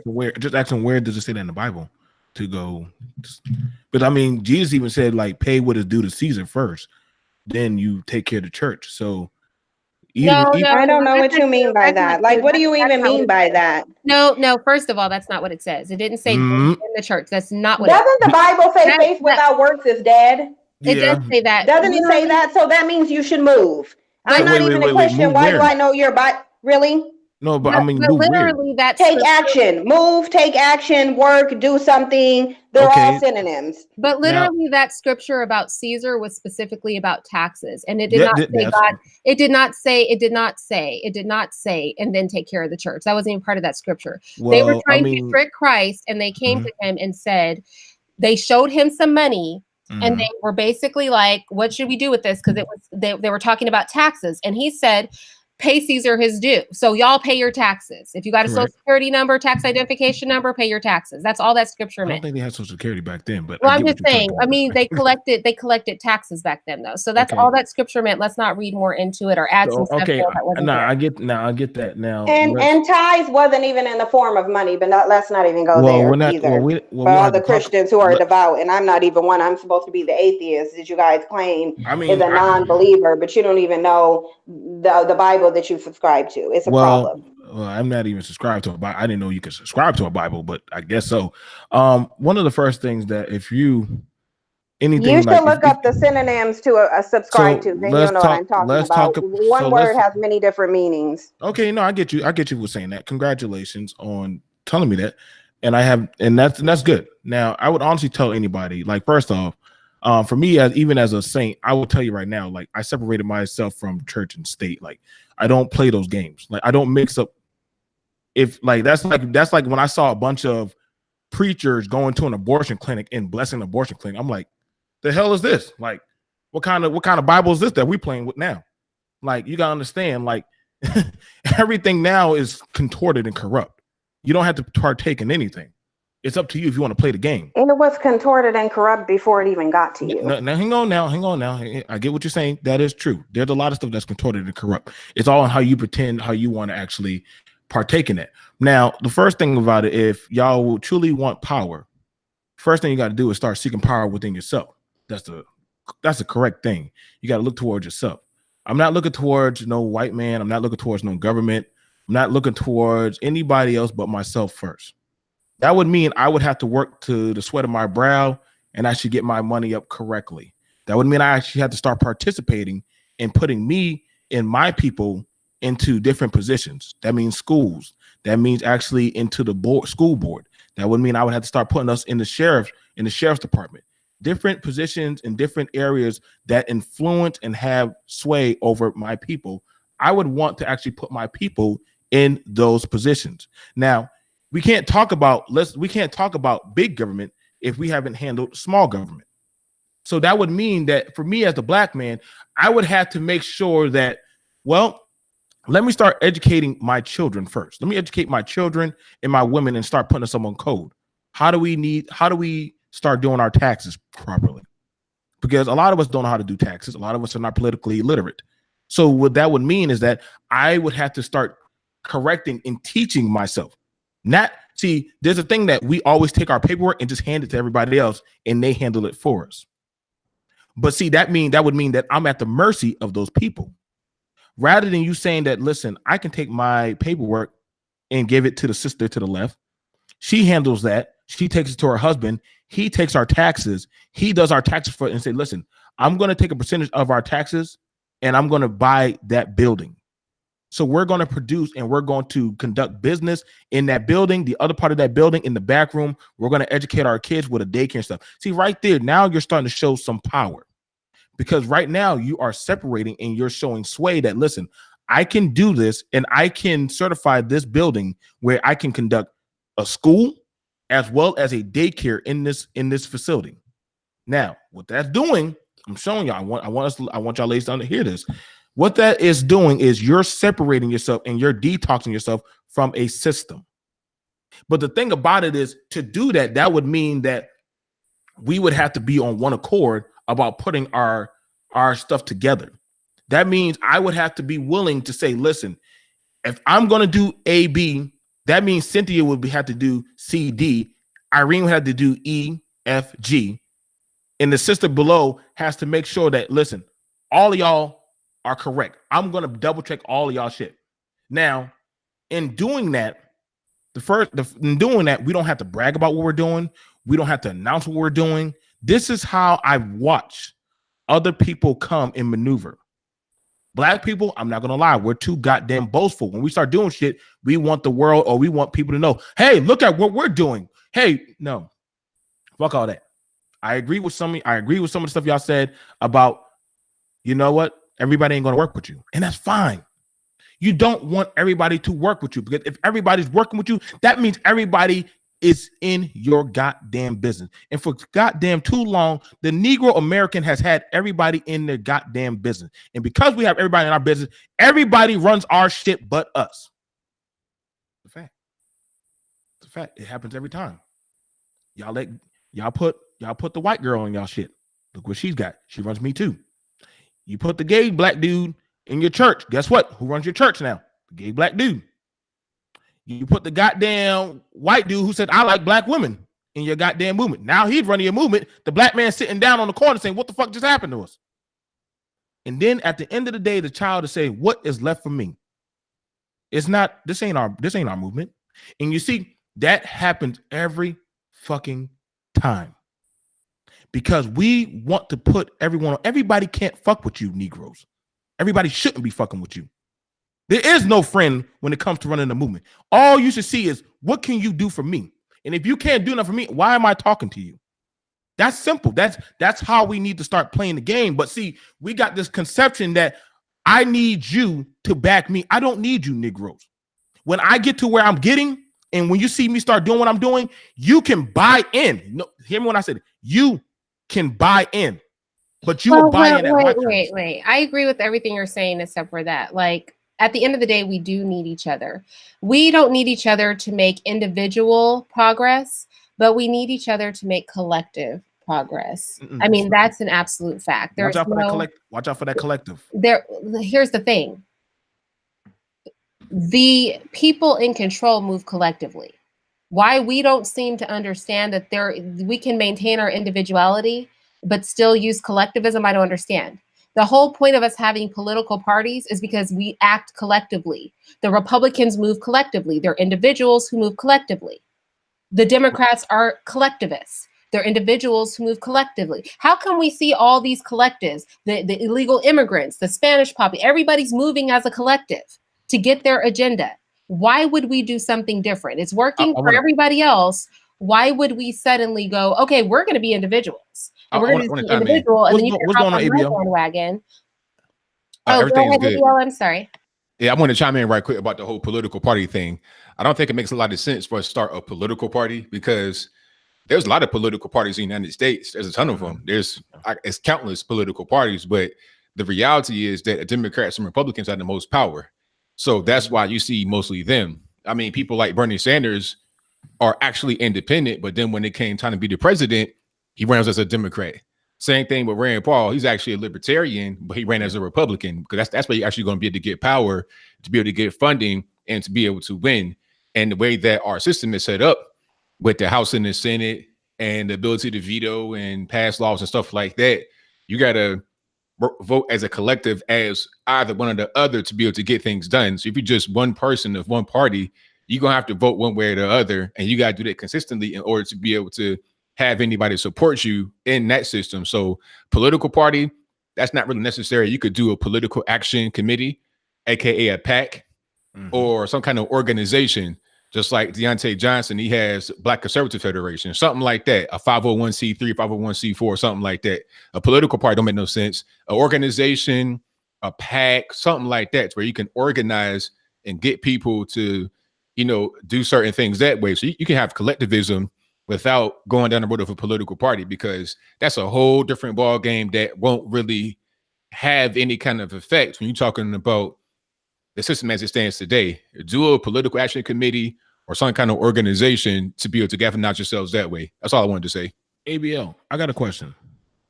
Would it be illogical? Because I was reading back on history and I noticed that one of the things that was, I noticed that when the country was being built was a lot of the founding fathers and different people, as they call them, they mostly were business people. They mostly ran businesses in different trades. Would it be illogical, instead of us so much right now worrying about policies and political stuff, would it not be logical for us to start worrying about building up infrastructure like business, and then after that start taking those businesses and start buying into certain types of stocks and political seats? Would that be illogical to do that? I mean, when you say political seats, like buying into political seats, what do you mean? I would say, like, as far as like, okay, we start training up somebody to run as a mayor. If we control majority, let's say we control majority share of businesses in the town, and we take 3 people that you would candidate for, I would candidate for, and let's say Cynthia G would candidate for. Now, ultimately, whether I win or you win or Cynthia wins, we still get one of our candidates in that seat. You get what I'm saying? Okay, so what's the purpose? Like, so you're saying basically you want to just take over a city from a mayoral standpoint? Yep. Or are you trying to start from small. This is small wins add up to the big one eventually. So what's the big win? What's the ultimate goal? I think the ultimate goal would be first to actually show, it would be for Blacks to actually start out and learn how to run small infrastructural government before you start trying to take on and try to change big infrastructural government. Because I believe is, like, we know about Dearborn, Michigan. That's predominantly a Muslim run town, correct? Yeah. Now, in looking at that town, I feel like that's the ideal town to look at of to date, because it's predominantly, it was an American run town by white citizens, but now it's run by Islamic Palestinians and different sorts. But what they started doing was they started buying by Arabs. Huh? It's mostly ran by Arabs. Right, Cynthia. But the thing about it is, what they rent, majority of the town, when I watched the video, from what the white man said, the white guy said, he said, listen, they just started buying businesses, business by business by business. Then after a while, you started seeing the police chief was an Arab. Then you started seeing the different, you know what I'm saying? Different people. So here's my question. Like, what would we change? Like, let's say you take over, I don't know, a city like Atlanta. I mean, Atlanta is pretty much, well, that's a good example right there. Atlanta's majority Black. You got a Black mayor. Mm-hmm. You had a Black mayor for quite a long time. It's a highly Democrat place. A lot of Black like to vote Democrat. So it's a lot of black folks that are in that particular area. It's majority black, although it's not quite totally ran by blacks. But let's just say we take that over. What would be the actual next step from there? Okay, we got black control. Now what? I think the next thing would actually be to actually be able to show that we can keep some type of stability, because even though we've seen different black politicians have gotten into seats, the fact of them actually keeping to a certain agenda or keeping to a certain prerogative that actually benefited the black people. Okay, that's a question I want to ask. Like, what are we gonna? Because I understand you saying like we want to show power. Okay, you get where I'm going at with that. But my thing is, what are we gonna actually be able to do with that power? What is the purpose of having the power? What are we gonna do with the power? That's my question. Because before you answer, go ahead. In Dearbornistan, which is Dearborn, Michigan, ran by the Arabs. Yep. What they have is a place where they have their culture pretty much dominating the whole place. They own most of the businesses. You know, you got Islamic prayer 5 times a day. You got a version of Sharia law that's up there. You got doctors doing certain things that are part of the Islamic culture. So, because my point is this, black folks, we've been here in America for a long time. We're Americans. We're not some kind of random group just came here yesterday like the Arabs are. We've been here for a long time. This is our country. So what are we really going to change? I think that's probably the best question. What are we going to actually change in a very clear and succinct way in Atlanta for us? Honestly, I get what you're getting at with that ABL, because like for me, I'm a Republican and a conservative. And I tell a lot of black people, like, y'all more westernized than anything, even more than white people. Like y'all more westernized than anything. So even if y'all were to break off from white people, y'all would y'all wouldn't be any different. I would honestly want to ask, I would want to take it towards Cynthia. I would ask Cynthia, like, let's say if we did have a system set up like Dearborn, what could honestly those blacks do differently? Then that's the question right there. Yeah, I want to ask that towards Cynthia. The question is, like, what is our actual agenda? Because you got to have an agenda going forward. You got to say, okay, once we take over, once we have control of certain pieces of government, we're going to do X, Y, and Z in a particular place. We got to have that agenda right now, because if you don't have that agenda right now, what's the point of trying to take control and trying to come up with these packs and organizations and all that kind of stuff? If you only know, it's like a dog chasing his tail. You keep chasing the tail, and then once you catch it, it's like, okay, what do I do now? What's next? You got to have that kind of plan. So that's what I'm asking for, really. I don't think anything would change. I think we will continue to mimic white people, because that is the white way of living is the only way that we know how to live. And we think that it's the right way. We think it's the motto that we should employ. Is it the wrong way to live? I think that we believe it's the right way. No. The question was, is it the wrong way to live? Of course it's the wrong way to live. Really? What's the right way to live then? It's to live in any. Do you not understand how degenerate Cynthia, what's the right way to live? We would establish a way of our own to and live based on our morals. It hasn't been established yet. We don't have an identity. It means you don't know, right? Being subjugated to white people. It means you don't know. It doesn't exist. Okay, you don't know. I got you. Of course, I don't know. Nobody knows. Does anybody know the correct way for black folks to live? I honestly, the first thing first, I would honestly say, because I listen, I get you, Cynthia, and I get what ABL is talking about, because honestly, that's the roadblock that we hit as blacks. We talked this game plan, but honestly, when the shit actually starts hitting the fan, they're like, oh shit, now you actually expect me to actually put this into play. But then when they say, well, fuck doing it the white people way, we're gonna do it differently. But I'm like, wait, you're westernized. You're an American. Yeah, we're American. Whether you're white or black, you are still going to be American. Because you're an American, but you guys have to mimic white people's degeneracy. Wait. I'll tell you something we would do different. Like, for example, we would leave Venezuela alone. We would let the Latin Caribbean Alliance go on without a hitch. If they don't want to mess with the International Monetary Fund and they want their own central bank, then power to them. We wouldn't have a man who's been going around the world for the past 2 decades slaughtering indigenous people throughout Latin America by the hundreds of thousands. Mm-hmm. We wouldn't be pulling that person on. Mm-hmm.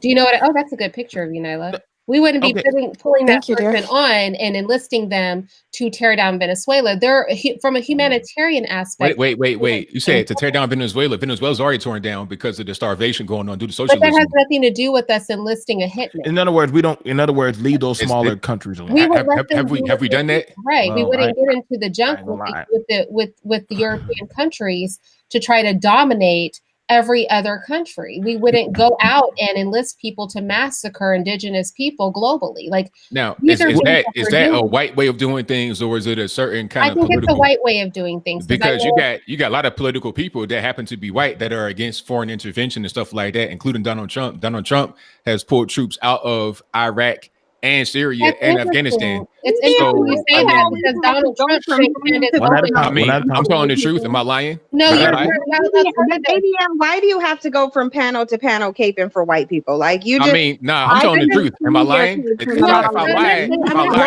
lie, guys, I thought the question was how could we actually, how could Black people live? Thank you, Janita. Separate, right? Was that the question? I actually have something to add. He didn't ask how could we live different. He said, would we? He asked me, would we do anything different? That's what he asked. He didn't ask how. I would have gave him a different rundown. What's the different question? I mean, it's the same thing. You said, would we? You asked me, would we? That's why I said, no, I don't think same question. Stop playing, Cynthia. Okay. Because my question was this. Okay, is the way that white folks live wrong? You said yes. And then I said, okay, what's the right way to live? If somebody can do something that's the same thing, really. I said, what's the right way to live? And you had no answer for me. So if anybody has an answer, I'd love to hear it. Are we going to fix Libya? Separate from white people. I'm waiting on the answer. That's all. Completely separate from white people. And I already told you that the right way to live would be separating from white people and their degeneracy, their definitions of morality, their way of life completely. Because I did not ask about white people. I asked about black people out here having sex with dogs because that's white people's way. I mean, I did not ask about whites. I asked about blacks. How are we going to live? Well, what is the correct way for black people to live? But you also, ABL said we're westernized. So when you said we're American, so that's white. I said we westernized. But that's white. Okay, but that's white. So you would separate from that. Nah, Western is not. That don't mean white. I live in America. I was born in America. I'm a Western person and I'm black.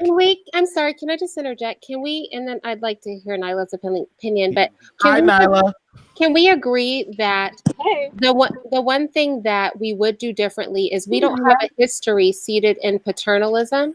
And so a lot of what white people do, especially the older whites that we have running the country, is they operate from a system of paternalism because that's historically how whites travel about the world. That's why they engage what they believe to be primitive populations. That's why they murdered most of the Aborigines. That's why they went to Africa and took over South Africa. They believe it's benevolent in nature to deal with people that they feel are less than them.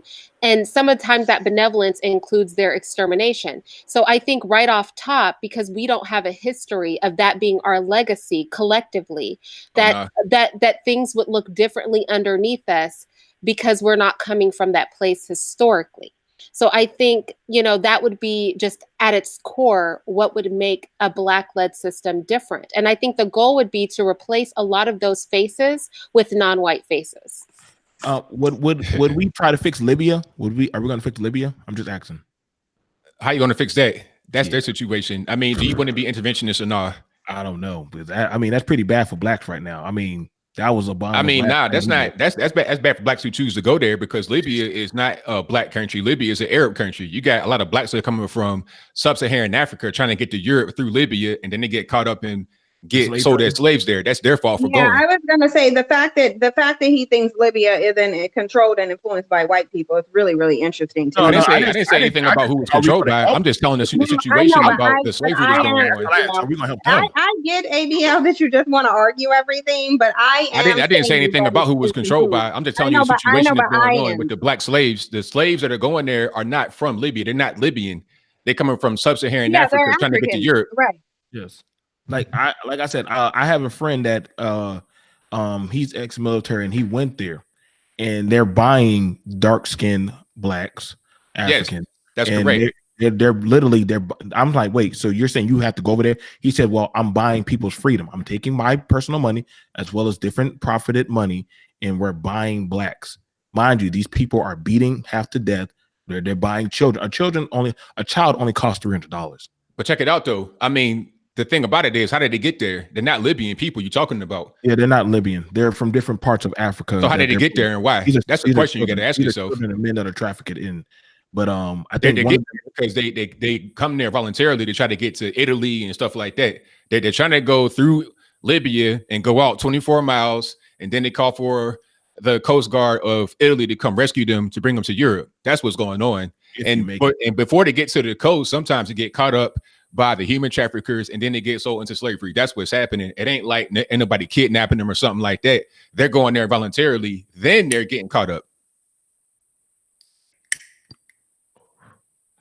Well, but you guys, if we were going to attempt to establish how Black people would live, it would be separate. It would not be inclusive. We would have established tribes, and we will handle our business in the tribe. It would not be us just going outside seeking assistance from anyone except ourselves.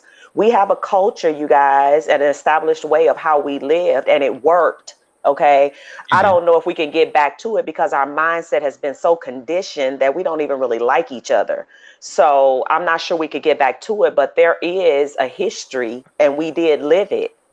I would honestly want to say this. And I'm glad you said that, Janita, because again, you saw when I first came in, I was talking about we have to start at smaller government. I think the thing about it for a lot of Negro Americans, and I usually say, they say, Joe, why do you keep saying Negro Americans? Because I don't have no type of ties to Africa. I'm sorry.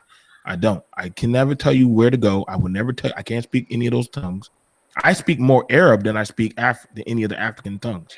So I wouldn't want to. Let me interject something real quick. I have to address this in the chat. Dog eat dog. Black culture is American culture at this point, isn't it? It's the other way around. Right? This country would have no culture if it wasn't for our culture. White people don't have culture.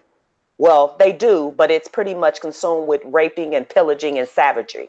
Jesus. So maybe Al's cape is starting to flap as you speak, Dr. Z. It's really his cape is revving up. You know Spawn's cape?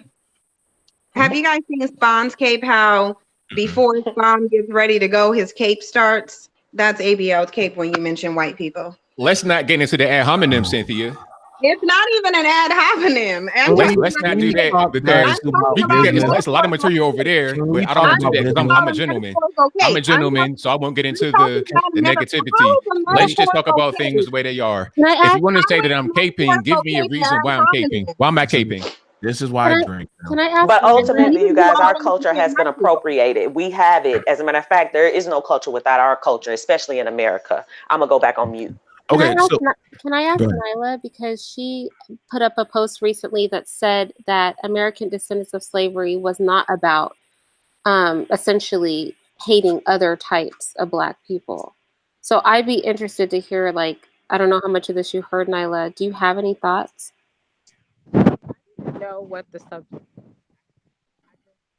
No, what did you say? Your phone is nowhere. Can nobody? We can't hear you. Okay. Hang on. Okay. How's that? Nah.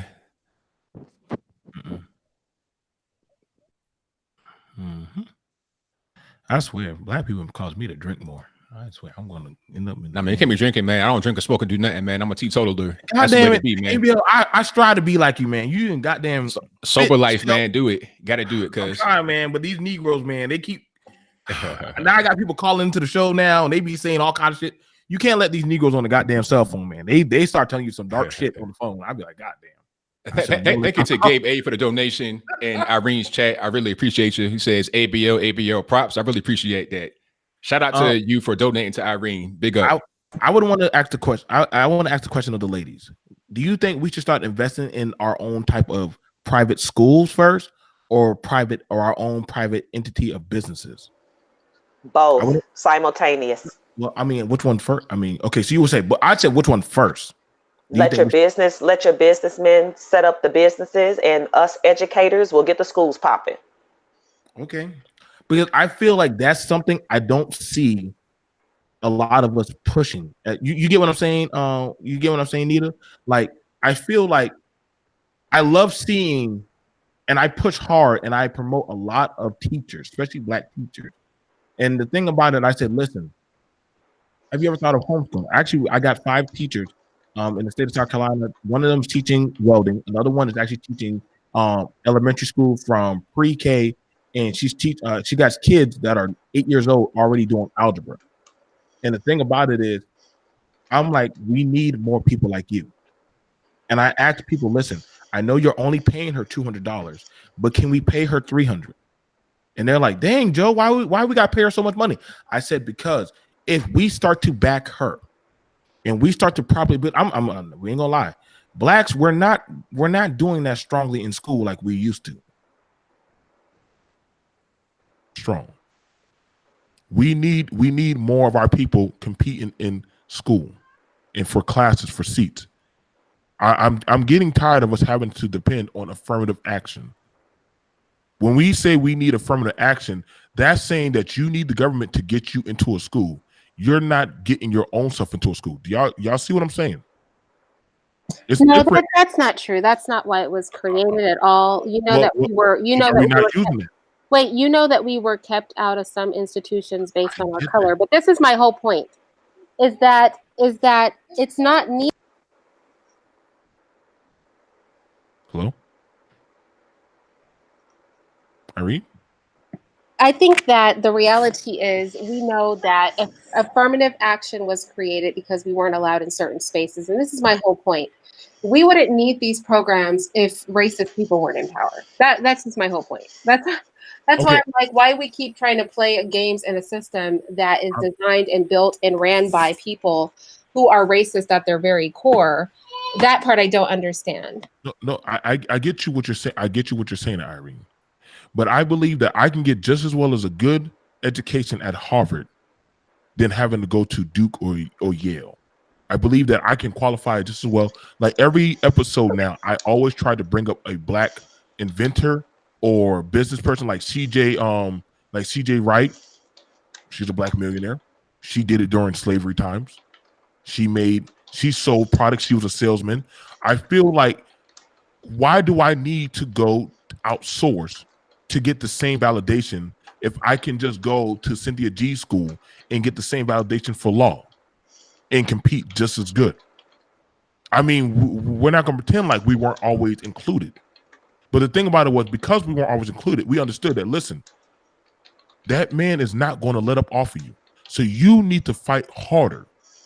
And you need to be a lot more conditioned.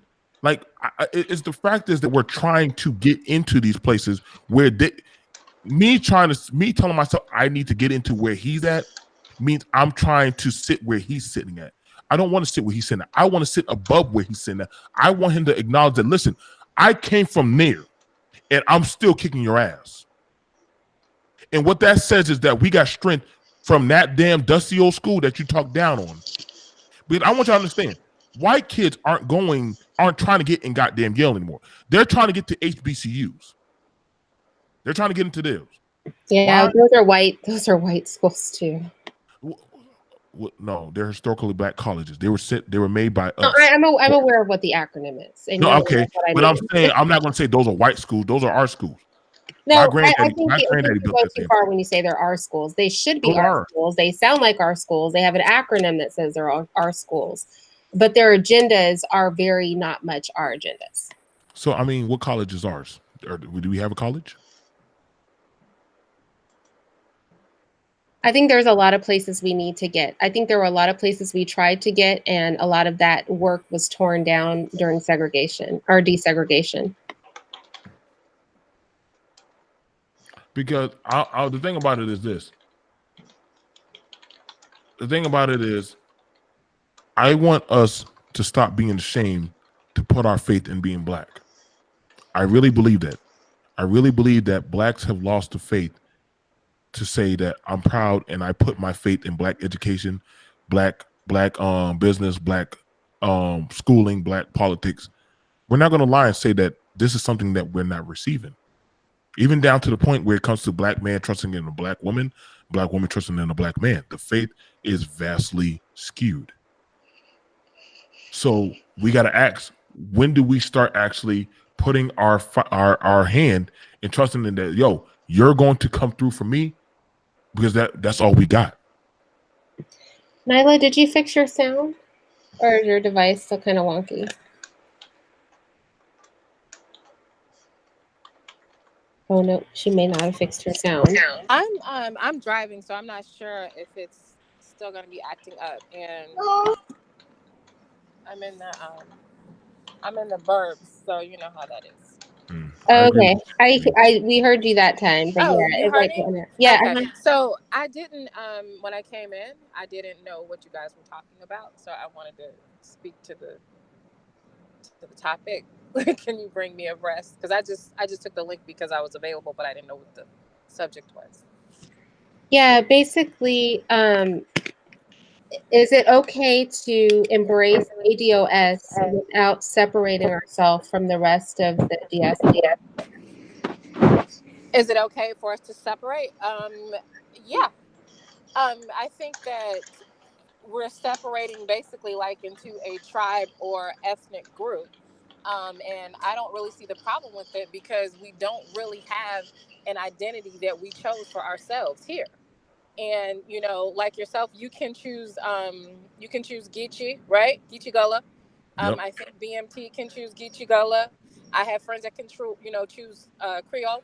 My dad can choose Cuban. You know, my like some other people can choose Igbo or Igbo, different kind of things, and we don't have our own designation. So I don't see why it would be problematic for anybody for us to have our own, designation. It's just our tribe. Like if we don't have a problem with people who will claim to be Moors or claim to be Aboriginal, they take on the name Bay and all that kind of stuff. I don't see the problem. I don't see why it's a problem for anybody, and I don't think that it's separating us from anybody. It's just giving us our own distinguished identity.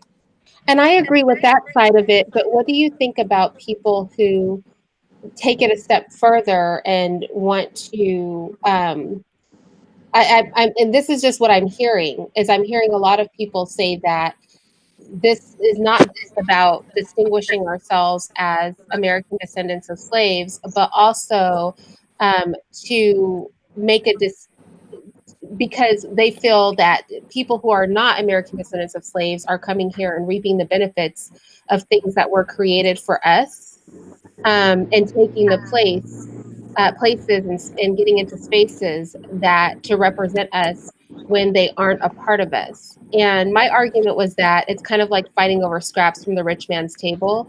Instead of overturning the table, we start fighting amongst ourselves. Do you think that we can do both things, that we can be American descendants of slaves and have that designation without turning on other Black people who are not part of our tribe, so to speak? I don't think that we have to turn on anybody, but I don't think that we have to share what is due us with any other group either. I would never go to another nation and expect to get the benefits of their nation, or expect any concessions on my behalf based on who they are and what their contributions are, especially if it's something that they were born into or they descended from. I don't think that it makes sense for them to even get that heavily involved. You know what I'm saying? Like, we have to make the distinguishment between what we are and what is due us. We have to. We have gotten shitted upon for too many years for what is due to us, and it never works for us to reach and grab everybody and pull into our struggle. It historically has never worked for us. We need to think of ourselves first, and it needs to be respected. Our ancestors were not respected. If we can benefit from if we can get some sort of justice because of how they were treated, because we are affected generationally by how they were treated, the things that they were kept out of. Generationally, we were affected. So no one else should have a part in that. And I just think that it should be respected. I agree. I 120% agree with what she just said. But I don't see why that would be a bane of contention with anyone though. It's not. I think the thing about it, what you're saying, Nyla, is for far too long the Negro has fought to be validated. We fought, like, even right now, like I told people, like I had a talk with Edward. I said, y'all boycott Gucci. Gucci was never made for the Negro. It's not. You gotta, if any of y'all ever been over there to Europe, they have blackface parades. Oh, so yeah, that already tells y'all they don't fuck with you. They never did. They do blackface parades. So what are you gonna tell them to stop doing their parades and stop doing their thing, that how they see you? They do cartoons about you. 10 little monkeys jumping, 10 little niggers jumping on the bed. So you gotta understand, that's how they see you. If you truly want to show your strength, because understand that the modern day Negro is not buying Gucci. If y'all would have said let's boycott Walmart, I would have said, okay, this might be interesting, because I know a lot of black people go to Walmart day to day. So that means I'm gonna have to go to that mom and pop store, Irene's pop store, tomorrow. I'm gonna have to go to Nyla's hair salon or Nyla's boutique in clothing tomorrow. It may not be the best clothes, but god damn it, I'm gonna make that shit works. I'm gonna make it work until it's popping. But see, you talking about Gucci. Who the hell is going to Gucci like that? That's only black. To that, BMT? Huh? May I add to that a little bit? Because Go ahead. I also think that part of the problem is there's a certain pride that you have. Like, part of my family, we're all black, but some of them, it's kind of a long story. Like, how like slavery ended here and they did export some slaves to different places that slavery was still happening, like places like Cuba and different parts of Brazil. They were still shipping slaves out. Okay. So part of my family would be considered Afro-Latino, right? There is a difference in the part of the family that was originated here. And that difference is there is a pride when you have your own language separate from, English. There's a sense of pride when you have what you believe to be your own cultural practices, clothes, beliefs, food, and stuff like that is outside of what we have here in America. There's a sense of pride, right? And American descendants of slaves have not had that. Everything that we have, and it is what it is, but it is a reaction or response to slavery. And it has and it's so American, and in a lot of ways it's white. And we don't have anything of our own, even though I think I don't have a problem with embracing our slang, because it's just a dialect of English. And, most of the languages that we speak are just dialects of other languages, but most of us are ashamed of it. So we'll throw that out of the way. We don't have our own language. We don't have a respected culture. So now that Black people are saying this is what we are, and this is what we're going to do, it's an establishment of culture is what's happening. And I'll say firsthand, I know what it's like to be around other Blacks of different ethnicities who have their own culture and their own language. And there's a certain arrogance that goes along with that. And a lot of times we leave out people who don't have the multi languages and the multicultural things going on in their families. And I think that it's a fear of us being bold about it. There's a fear about us finally deciding we are going to create, sculpt, and manufacture what we want. We're going to decide on our own terms who we are and what we are about. And I don't think anybody wants that for us. And I think that, that's the big problem. They don't want us to basically do to them what they've done to us, because everybody is considered exotic except for American descendants of slaves. Everybody is considered special, unique. But now that we are saying, hey, this is not what we are. This is what we are. This is what we're about. This is our people. People take issue with that. So I think it should be embraced, because we're starting this movement. We decided. We did not seek a label from someone else. We decided for ourselves, and I think that should be respected. I agree with that, but what was worrying me is something I saw in the comments and some things I'm hearing here on YouTube. They'll be like, oh, well, the Caribbean blacks don't think they're black anyway. The Dominican blacks don't think they're black anyway. The Haitians don't think they're blacks. The Jamaicans don't think they're blacks. And then it almost sounds like infighting between black people. And I'm like, can't we have all that you said as black people and acknowledge that things like, you know, anything that is for us without us fighting with other blacks, because at the end of the day, whites are unified globally against blacks. So we should have some global unification, and then we can have, you know, pride if you're from Jamaica, pride if you're from, you know, the US and you're an American descendant of slave, pride if you're Aboriginal. You can still have those things without the infighting. The infighting that I'm seeing, that is what's concerning me. Well, I also think that claiming ADOS may you sound far away.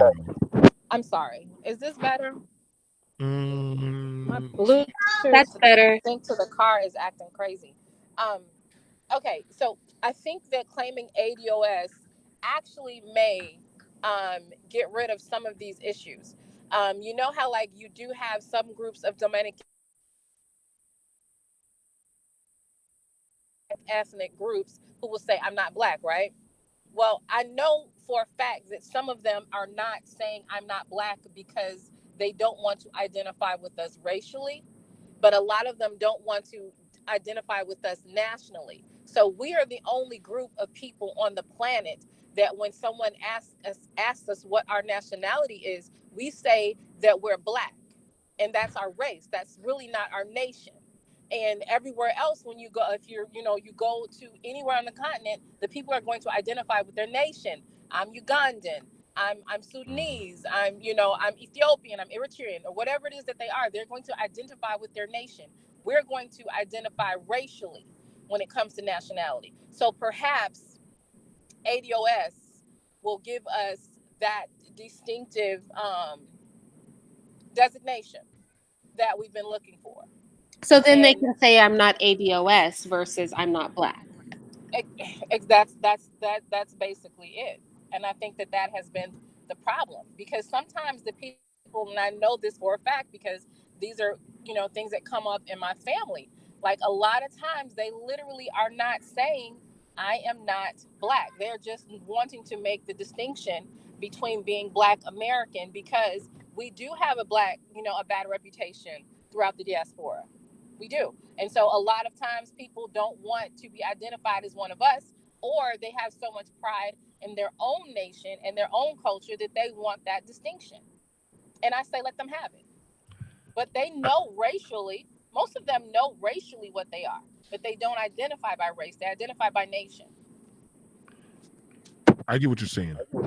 I get what you're saying, because my wife's family background is Portuguese, right? And I am Geechee and Gullah. And when we sat down, the elders, and I thought that, I was like, oh, this is weird, because you got a bunch of Gullah people looking at a bunch of Portuguese people like, who the fuck are they?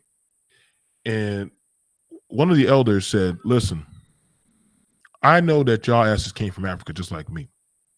So we're not going to pretend like we don't know where we all came from. But the fact about it is that y'all have a whole nationality. I have a struggle. My struggle, I don't know where I came from, truly. You can say you came from South America. I can't say that, because I don't know where I came from. And that right there hurts. That's what a lot of the Caribbean and different people say, well, black man, American black man, tell me where you came from. It hurts because we can't say that. You get what I'm saying, Nala? And for the fact that when I deal with different people, but I go up north and I talk to different people who are Caribbean and Haitian, and the Haitians and the Jamaican, they're like, well, you know what? Yeah, I'm black. See, people say they're black at a convenience, but they'll remind you, I'm Jamaican. I'm not black. I'm Jamaican. Whoa, hold on. I thought you said you were black. No, I'm Jamaican. Well, shit, you still a nigga at the end of the day. And the problem is that everybody is not truly part of your cause. I agree with that. This is why we said before that stop trying to make everyone part of your cause just because they have pigmentation that is dark skin. Everybody's not part of that cause. Okay? What we need to understand is that we need to have a focus of when you start building. First of all, when you start a business, everybody ain't going to start the business with you. We need to be clear with that. If Irene says, listen, I want all your children to come to my school, she's only talking about the people on this panel. I want your children to come to my school. Now, as Irene's school starts to grow, should other people just be able to throw their kids in school? Or should she say, listen, you're going to have to pay to be part of the school? Because what we're already building, you need to pay. You're not going to have the same type of say-so that these people do because they have put in on what I'm building. You see, that's something that we don't understand yet as Black folks. We let people come in and start speaking as if they've been sitting at the table for years. And because we do that, our voices get overlooked. This is why I say the civil rights movement was never truly completed. It's an unfinished work. That's why when we say, oh, well, we fucked up when we know, because honestly, only thing we were saying was I have a video I want y'all to look up. Look up how to sell to the Negro American. See, white people have studied us very vividly, very vigorously. They have studied us. And the problem about it is we fight too goddamn hard for validation. But the thing about it is the only thing that blacks back then are saying, listen, give me a chance to compete, and I promise you I can kick your ass. Give me a fair shot at the starting line like you. I bet you I will win that race. And if you notice, every Black American that has competed in anything, what was their main drive? I know they're going to fuck with me. I know that they're going to try to slight me or my woman or my child. However, that is going to be my main drive, is why I'm going to kick your ass. And because I have that mentality that I know that they're going to come at me, I know that they're going to challenge my woman. Every time Serena wins, what do they say about her? She's a man. She's ugly as fuck. But yet they keep on signing her contracts. Yet they keep on sending somebody else to beat her. Whenever they need something popping, whether it be clothing, music, some kind of shit, who do they always put in the forefront? A Black person. Why? Because they understand that if I can get these Negroes to co-sign with this, I mean, that shit should have been disrespectful when doggone Camilla Harris said, listen, I smoke weed listening to Snoop Dogg and Tupac. I'm like, wow, that's how you identify with Black people? By smoking weed and shit and drinking? But see, this is how they throw the slight jabs at us. Because we didn't put her there, did we? When's the last time we put a Black person in a political office that we put there with our own money? See, that's true power. When you put somebody that you knowingly have groomed and funded, that's your avatar in that position, that's power. But it has to start somewhere where you raise them from an infant on up, where everything that they understand and they breathe is Black. Everything that they understand is by your culture alone. There's no other influence inside of that child but you. So when they speak, it is Black. When they talk, it is Black. When they speak about their education, it is Black. But we cannot say that we have done that lately, have we? So whenever we send or whenever we see somebody up there who has some type of pigment of us, we say, oh my God, it's a Black person. But I got a question. Did you put that Negro there? If you didn't, then that's not your Negro. That could be the same Negro that's going to crack the whip on your ass. And how many times have we had that happen in doggone Washington? When you thought that Black was for you, but that was the same Black that damned you. Mind you, Camilla Harris was the same person that I'm not sure how many of y'all know about the Fruitville station incident with the Black boy that was shot. She was the one that let the police officer walk. I want y'all to understand that. You didn't own her. She works for somebody else. Just like the other brother in Virginia. You didn't put him there. Just like Tim Scott. None of them are my politicians. I didn't put those Negroes there. So I don't know who the hell they work for. But my children that I'm grooming and raising, I'm gonna put them in the right mindset. So when they take over my business, when I lie and I'm dead in the ground, I understand that I groom them to think like Joe Johnson. I want to see the daughter of Nyla or the son of Irene. I want to see one of y'all children say, when I see them, I say, I know their mindset because I know their parents. See, that's why blacks were successful, because you carried on your legacy. That's power. When you can carry on your legacy and your culture and nothing will be shaken from that, that's power. But we have not been doing that lately. I think what I would like to see, while my 4-year-old chimes in, I think what I would like to see, what I don't want to see, I should say, is hold on one second. Let me. Okay, because he wants to talk when I want to talk. What I don't want to see, I agree with everything that Nyla said, and I agree with you, BMT. I don't care about the acronym. I think it's fine. I think it's about time. Like I said, when I first started this, like everybody else, the Aborigines call themselves Aborigines. The Afro-Caribbeans call themselves Afro-Caribbeans. The Dominicans call themselves Dominicans. The Haitians call themselves Haitian. Like, the people in Ghana call themselves Ghanaians. I can't say it. But everybody has a designation. Yeah, thank you. Everybody has a designation, and I'm perfectly fine with that. The whites do it too. The French, the German, the Dutch, they do it too. I think it's fine, right? Everybody is entitled to that, and we haven't had that. What I don't want to come of this, though, is that we are turning on other Black people. And I see a lot of videos and things like that, and it's hard to know. Okay, can you be quiet? It's hard to know in social media, like how much of that you can pay attention to. But the fact that that rhetoric is out there is problematic to me. Can you guys, you don't sit there if you're gonna, they like to listen when I talk to you guys. And if we're not cursing and stuff on here, so it's fine. But what I don't want to see is I don't want to see a bunch of division amongst the diaspora, because as I said, when we talk about Trump being in cahoots with the British Crown in a 5-year plan to infiltrate and indoctrinate Black people on a global scale, hey, he's doing it. He sent Candace Owens and her little handler over there. When have we not colluded with the Crown or colluded with true entity? This is true. No, that's it's not like, you know what I'm saying? That's usually my only gripe. It's like we act like we're faced with some sort of new crisis when, like, I mean, were we just watching the Crown get married? Pardon? Weren't we just watching a wedding from the royal? I was just getting ready to say, like, I say, what the fuck? Now we mad? The state capital is beholden to the Crown. Like, I don't know why, we panic about things that we've lived under forever. And I'm not saying that there shouldn't be, that you shouldn't be concerned about, what's going on. Of course we should, but like they are fueling the panic behind what they've done to us all the time, is all I'm saying.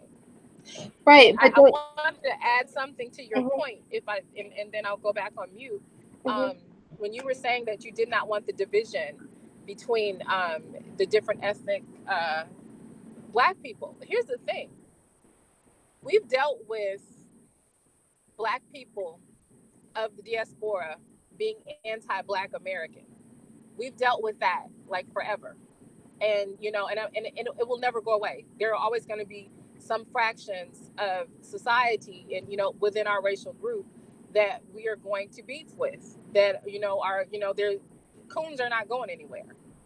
People that want to war with us, or separate from us based on who we are, that's not going anywhere. So like, we've never necessarily been at diaspora. We've never been at odds with them, but certain fractions, not all of them, have been at odds with us consistently all the time.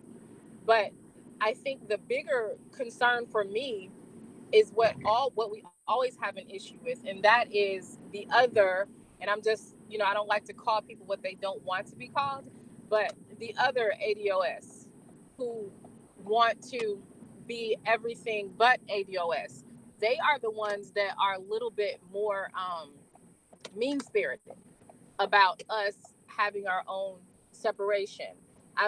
If there's going to be any fighting, it will be between the Pan-African Black American and the ADOS, because the Pan-African does not want us to claim ADOS. They feel like this is anti-African, and it's not. So I've seen the fighting come from that, from that angle, but I have not seen, and I may just not have run across it myself, but I've not seen ADOS like attacking Pan-Africanism or attacking them for being or doing what they want, what they want to do, or going under whatever umbrella they want to go under. But I do wonder, what do you, claim any, make your own tribal distinction anyway. So I don't know how we would get it as Pan-Africanists, and I'm not anti-Pan-African, but I don't know how we would claim anything reparations wise as Pan-Africanist anyway. But that's the fight that I've seen. I don't agree with Pan-Africanism. I could tell you that right now, because I feel like it should be to each their own. I feel like at the end of the day, we can call ourselves whatever we want, but no matter where we go or where we are on the earth, if there are Black and white people there, the white people are going to oppress us based on how we look. But they're not going to care what designation we gave ourselves. So I think we have to recognize that, and then we can still do our own thing. But I do feel like we have a collective issue. And while I agree there's always been collusion between the crown, and now I think the shift of whiteness is falling in this place between traditional paternalism toward Blacks and what the liberals are doing, which is a push for something that looks like equality on the surface, but is actually sort of a move toward genocide on the back end. And I feel like in this time that across the globe, they're trying to duplicate and take advantage of the confusion, because I forget the word that she used the other day. They feel that there's confusion and fatigue in the Black population, and that we're wanting something to happen. And whilst we're in this position, it's like a concern to me that we will fragment on a global level. Why can't we move towards these places of growth where we identify here in the States according to our unique oppression without fragmenting globally as Black people, since the attack on us is uniform across the globe? Do you know what I'm saying? I get what you're saying about that. And the thing, here's the issue. I tried to tell this, and I had to talk with a few brothers who are Pan-Africanism. I said, who is in control of Africa now? They said, the white man. I said, that's false. The white man is no longer in control. It's actually the Asian man. China is buying up majority shares of Africa. Actually, they're more towards China, because China is bailing them out after Europe fucked them up. But they're not China, buying every country in Africa. Well, they're not buying every country. I get what you're saying with that. However, it's like you're going in from one struggle into another struggle. Like it's like a brand new, fresh struggle. You get what I'm saying? I understand this. It's like if there was a time to buy yourself out of a deal, it probably would have been when Europe was like, okay, we can't keep up with this shit. We can't do nothing too much more. But then China was like, we'll do it. So now China. So in theory, I agree with you in theory, but like some of this, like they are, they were like, in some of those countries, they were a little fucked up. Right. They welcomed this. Like, and that's one of the things I think that we should be careful about, because we like have taken the colonial type of mindset in a lot of ways, in so much as we feel like we know what's best for the people already on the continent. This is a decision that some of them have made and they feel like they benefit from. We don't like to see it because we understand the aftermath of colonialism and all that kind of stuff. But if this is the decision that they make, who are we to say that they made the wrong decision? Okay, let me tell you why. Let me tell you why. I'm because we had to talk about me and a few buddies who do out of state deals. You see, China. One of the biggest issues that China got going on is that they're having a problem with pollution. Okay, so they can no longer do industry deals in China. Okay, so guess where they took their industry businesses to? Africa. Because they listen, I'm still can do my business. I can hire these blacks for less and for very cheap. I'll bring them industry, but it's not going to be really to benefit them. It's going to be to benefit me. So I cannot, and I'm going to say this for a lot of us blacks, I can't fight one war if I haven't already finished the fight here. I can't talk about I'm going to go to Africa and make my life better if I can't get my shit together for my people here. Well, we don't have to fight their battle, but we also don't have to fight them. Do you know what I mean? I get what you're saying, Irene, but what I'm saying is this. How can I go and start building the kingdom or start building up something over there? And Cynthia, you stop me if I'm wrong, or Anita. I can't go over there to Africa and talk about I'm going to start building that shit up because they signed that deal. But what I know that me and mine have built already here, nigga, I want my fucking pay. I want what's mine here. So that means I got to get me and my people on code here. Mind you, now Ghana, they want us as Black Americans. They're offering us to come over there. But I'm like, well, if I come over there, what am I really signing on to? What is my deal? What is my contract? You're offering me a free passport. You're offering me free land. But what's going to be the in-game deal for me? Because as we already know, ain't nothing free for the Negro. Ain't nothing free. So if you want me to come over there, all of a sudden you want my black ass over there, what does that mean? That means your brightest is leaving from Africa and coming over to here. So it's like you got to, and this is no slight to anybody who's from Africa, the mice always run away from the water. If the ship is sinking, they run away from the water. If they're leaving Africa and coming over here, surely the Africans know what the fuck is really going on over there. Why do we have to assume there's nefarious intent? Why can't they just? I mean, why do we have to think the worst of each other? I'm just listen. I didn't say that. I didn't say think the worst into their nations. We don't listen. I didn't say think the worst. All I'm like this. At this point in the end game for Black people, we've been too goddamn trusting of everything. That has been the problem with the Black man. We think that just because you look like me, that means that you got my best interest.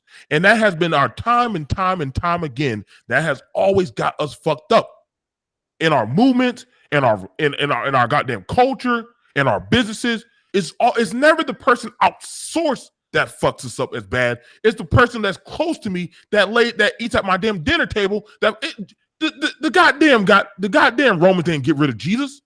They were like, listen, why would I want to get rid of Jesus? That nigga's doing his own goddamn shit. It was the goddamn Jews that got rid of Jesus. So it's always a goddamn Jews within the... Hold on. I just want to answer something. So somebody asked, why do we have to be open arms for everybody? Okay, first of all, I'm not talking about, I don't know what open arms means. I'm saying we don't need to infight. That's all I'm saying. We can be American descendants of slaves. We are American descendants of slaves, right? It's literally, the acronym just describes what we literally are. I'm saying we have a way of, talking crap about other Black people. We have a way of dividing amongst the diaspora, and I just think that that's unnecessary. We can still do for us. We can still have an agenda that is unique to us. We can call ourselves American descendants of slaves. We don't have to fight other Black people. If we want to direct vitriol or have a beef with somebody, there's a whole, just take your pick of white people. pick a group of white people and beef with them. But I'm saying we don't need to direct that at each other. And that is where I'm seeing some people try to take this. And Nyla brings up a good point, because I hadn't heard the Pan-African thing until I had this discussion. And Pan-Africanists were in the comment section doing exactly what Nyla described. So I agree with that. But see, that's just another thing where we turn on each other. Now, mind you, some people in the chat may not even be Black. Like, I'm not to call all you guys into question, but surprised some people ain't Black in your damn chat. There's definitely probably a sprinkling of non-Black, like, provocateurs. Like, what are these niggas talking about? But with that said, y'all know people. I have a family, and my baby woke up from his nap. But I just want to say that in closing, and then if you guys have anything you want to say in closing, I just want to say that I'm down with the acronym, as I said in the beginning. But what I don't want to see happen is I don't want to see fragmentation across the diaspora with regard to us flinging mud at each other. And that mud flinging is probably something that other groups have done, not all of them, but definitely people within those groups first. And even to some degree, I feel like we have elevated them above ourselves. We think that if a Black person speaks Spanish, they're special, or you know what I mean? If they're from the Caribbean islands, we think they're special, or, not so much African. We've always had a negative connotation for whatever reason, a lot of us with Blacks from Africa. And darkies. But I think we need to move past that. I think we can embrace ADOS without turning on each other. I think this is one of those things where we really have to take a page from white people's books, where they all maintain their I'm serious. They all maintain their individuality, but they're joint in their mission to oppress us globally.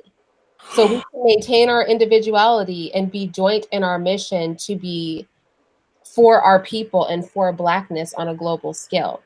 That doesn't mean we can't handle our business here, or that we need to prioritize anybody above ourselves. It just means we don't need to work against each other. And I think even that would address some of the issues that our community is experiencing with immigrants coming in. But like I said, a lot of their immigrants come in and talk crap on, and are the face of Blackness for the news and things like that. But make no mistake, a lot of our own community members are doing the same thing. There are traitors across the board, across the globe, who will do the dance, for a white cause, for a check. It's not just people who are not part of the American Black diaspora that are doing that. So that would be like my final word on it. And then also I would like to say, I don't like us fighting for scraps from the rich man's table. But granted, if we're not going to do anything else, all we can do is fight for scraps. But I would love for us to get of the mindset that we don't want to petition them to give us anything, because they really shouldn't be in a place to be handing things out. Like, their behavior has put them in a position where they are in positions of authority that they don't belong. And I guess that would be my final word on it. I don't know if any of you guys have anything to say. Well, Irene, as a closing thought, I would just agree once again wholeheartedly with your same sentiment. And also I would add that, you guys, this is not a reason for us to become further divided. We're having conversations and trying to make sense of it. I don't think this is an issue where we're trying to, separate from anyone or leave anywhere, as we said before. But it's important from a designation standpoint that we be able to identify ourselves, in a word, so to speak, especially if we're going to have a conversation about reparations. As it relates to the Black diaspora, I just feel like, there's power in numbers, strength in numbers. You know what I mean? And it's not that we're going to any other place and helping someone else out. It would be a collective of helping us out, because we're building our numbers and our strength in that way. Now, I'm not advocating war, because I'm not sure that that's the mindset of us as a people, but I can't see how we can't see how coming together, Blacks collectively across the planet, how that doesn't help, our situation. And again, that doesn't mean we're going somewhere else, Jamaica or wherever else has been mentioned, and doing anything for them. But collectively, we have strength in numbers. And so I would just say, it's important that we stay as unified as we are, and then become stronger in that unity if we're going to do anything around this whole mission. So, and I appreciate being invited up, Irene. And the chat, you guys are very interesting, but I appreciate you because there is no live without the chat. So thank you. Nita, come on my show. I'm gonna be half drunk by that time. Oh, yeah, for sure. That's what's up, bro. I just want to say that the white man called us black, and he didn't ask us if that's what we wanted to be called. And Jesse Jackson named us African American, and he did not ask us if that is what we wanted to be called. So if the majority of us, or a great number of us, want to call ourselves ADOS, I don't see a problem with that. But I don't think that anybody has to should have to take on a designation that they're not comfortable with. But it's nice to choose something as opposed to being told what you are. Now that is so very true. Cynthia, you did a workout and everything. Are you mad she said something cool. Start making dinner, Cynthia? I already cooked and ate. I was actually yeah, I already made dinner and ate. It was a vegetarian meal, so now I'm getting ready to write. Okay, do you have any thoughts in closing, Sid? I think that if we're not going to take necessary steps for our liberation, whatever that may look like, then we need to stop complaining. I think we have either an unwillingness to see what we're dealing with, or we have a false ideal of it. And I do agree, with everybody on the panel and what you guys have said, particularly with what Nyla said, with the fact that nobody asked us. We didn't ask to be labeled anything. People are just forcing labels and terms and experiences on us. And I don't know why we think that we can peacefully and cordially ask people to stop subjugating us when it benefits them to do so, and we're not providing any incentive to stop. So ultimately, if we want things to stop, we're not going to beg our way out of it. We're going to show that begging for scraps isn't acceptable. It's not something that we'll accept. Right now, we're too willing to accept and negotiate comfortable forms of oppression, and that's why that's exactly what we're getting. Well, good point. That is. Actually, I feel like us picking a name for ourselves, I think I'd never thought of it that way, and I think that was a really good point too. Joe? I'm just reading what Brothers Amongst Men is saying. He's like, if each woman gave us 4 kids, we'd be successful. I agree with you, Brothers Amongst Men. Push out as many babies as y'all want. I agree with you, brother. Have as many babies as you want. But back to what we need to say. As Black people, simply, we need to, before we start talking about politics, let's start working on building up our education. I feel like that's one thing. We're very undereducated, and we're looking towards social media as well as everything else to find education, and yet you're not properly educating yourself. Then that's very dangerous, because that means anybody can tell you something and you run along with it. Hence religion. Hence a lot of these policies. If you tell the Negro he's getting a good deal and he doesn't properly understand the ways of the world, he's going to end up fucking himself over. So be careful with that. I agree with the sisters on the panel, and you already know what type of backyard I come from.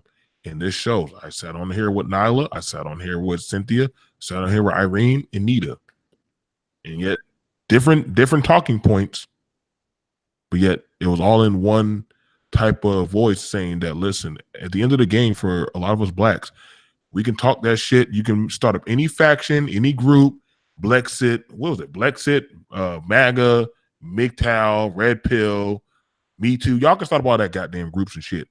But if y'all truly don't got no damn game plan, you're going to keep on fucking up, and you're going to keep on having your shit run by somebody else. This is something that's been going on for almost 40 years now.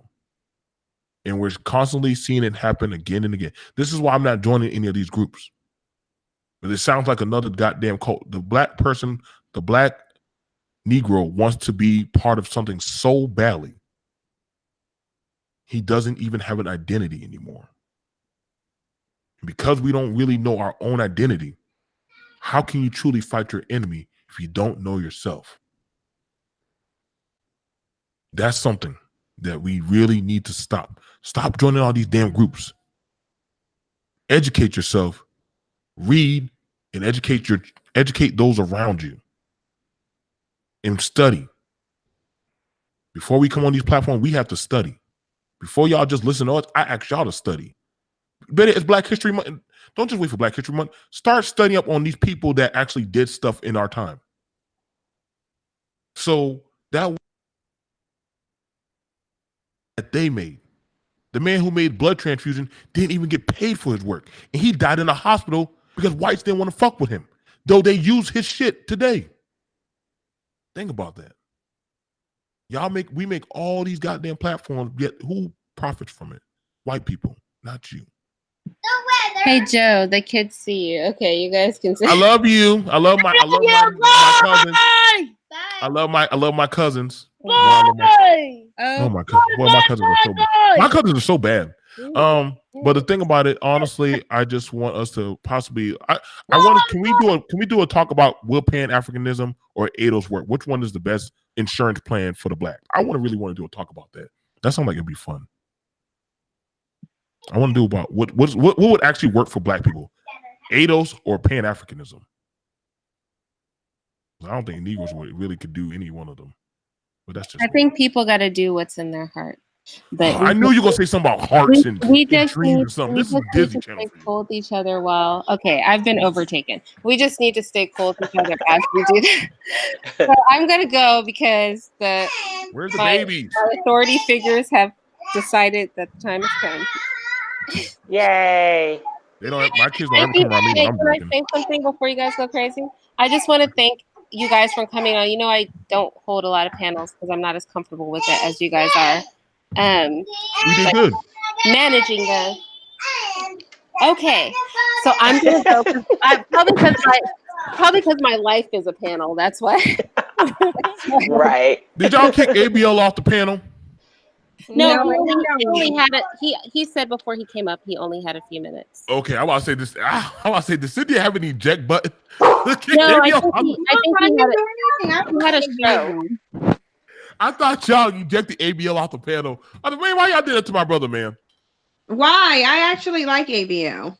We know you. See, that's the thing about y'all always think Cynthia hates people. She really don't. She just very strongly opinionated. And Nyla. Why y'all get mad at black opinionated women? That's the best woman in the house. Shit, she ain't gonna fuck up the money. No. Very entertaining. I like black opinionated women. My woman won't allow me to drink unless she's home. Yeah. Those men, they not really mad. They just hurt. Like everybody just wants to be liked and acknowledged. Most of the people that be mad are just people that haven't been on didn't know they were there or something. They're not really mad. They're not mad. Okay. I'm going to do a talk tonight. And if y'all girls want in, let me know. I'm going to do a talk on how I had the beta male's mindset. When I thought I had money, I had access to easy vagina, and that fucked me up. I'm literally going to talk about that. Look at who's that? Ooh, that sounds good. You know what? Bye. I don't want to be the last word.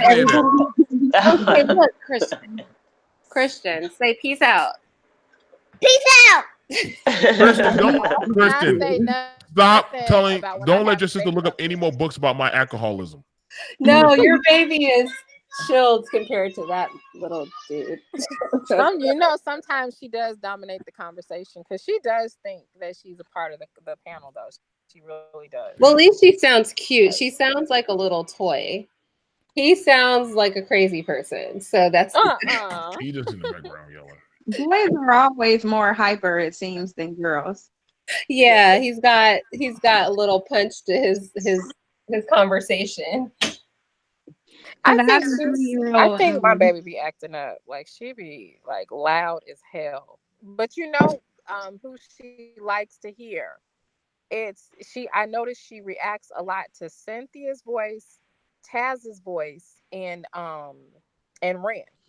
Ren and Oh. Ren and Taz. She loves like she reacts to their voices when they're talking. Especially like Ren. Ren is the most because why do Ren will Ren call got me that at home like thumbnail of 3 trash bags up? Do you know when I saw that, I I'm not literally died. talking to, I'm done with I'm not talking to Ren for the rest of the day because of that. Like I was mad when I saw that. I I was literally mad. died Her laughing. I just couldn't take the fact that she put 3 trash bags up as her avatar. I can't even with Ren. That was just too funny. She's That literally crazy. had me crying. Yeah, that with the 3 trash bags, that had me crying. And then she scheduled her live stream and had the nerve to put a picture with 3 trash bags with the red drawstring on there. It's like, you Okay, so I wanted to make an announcement. I was going to do it quietly. I'm going to be having a political talk meeting with two Black people who are running for office. I want to know, do y'all want to be on that type of panel where we talk with Black political candidates who are running for office, where we can ask some questions and try to get a hands-on basis for that? when are you doing it? Well, right now it's supposed to be, I'm looking at next week where I want to get these two people in. One is a male and one is supposed to be a female. They're both running. One is going to be for DC. The other one is supposed to be for Nevada. Y'all don't want me on that panel. Why not? What can you be non-Negro? So Nyla is the exact person you need on the panel then. Oh, No. Lord. She's going to be running off my networking like in one night. Right. But I would definitely want Nyla to be there. Don't let me, because I'll be over there doing the fuck it up challenge. I'm telling you. You'll be doing the most, huh, Nyla? You be doing the most. I can't help it when it comes to like political people. Like I just what if they're good political people? Here's the thing. I believe that the majority of Black and maybe even some of the other people start off with good intentions. But I think that the actual office is what will is corrupting. I think that the situation. Let me tell you how Farmic has been after me for years. I wouldn't take the older person. Like they have been after me, and I know why they want me. I know they told me why they want me, but I also know that they want to use me for stuff. And there's a part of me that like wanted to do it. And like when me and my husband were talking about, he's like, well, wow, what if like I did that and then maybe like I end up running for like Senate or something, state senator or something. Like we were just going on and on in our mind. But like just thinking about the conversations that they had with me, just they wanted to do like a year and a half of grooming. Like they were putting a lot of stuff into getting the person, the sitting alderman out. Figure out like, why are they picking me?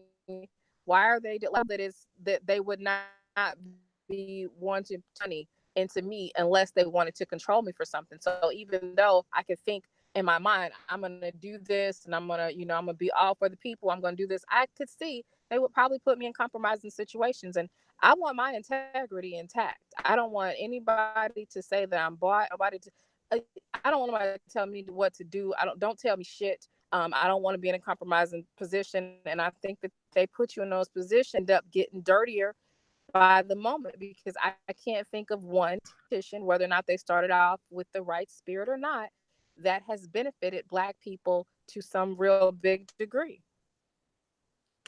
I get what you're saying. Because me and my mother both held town council seats.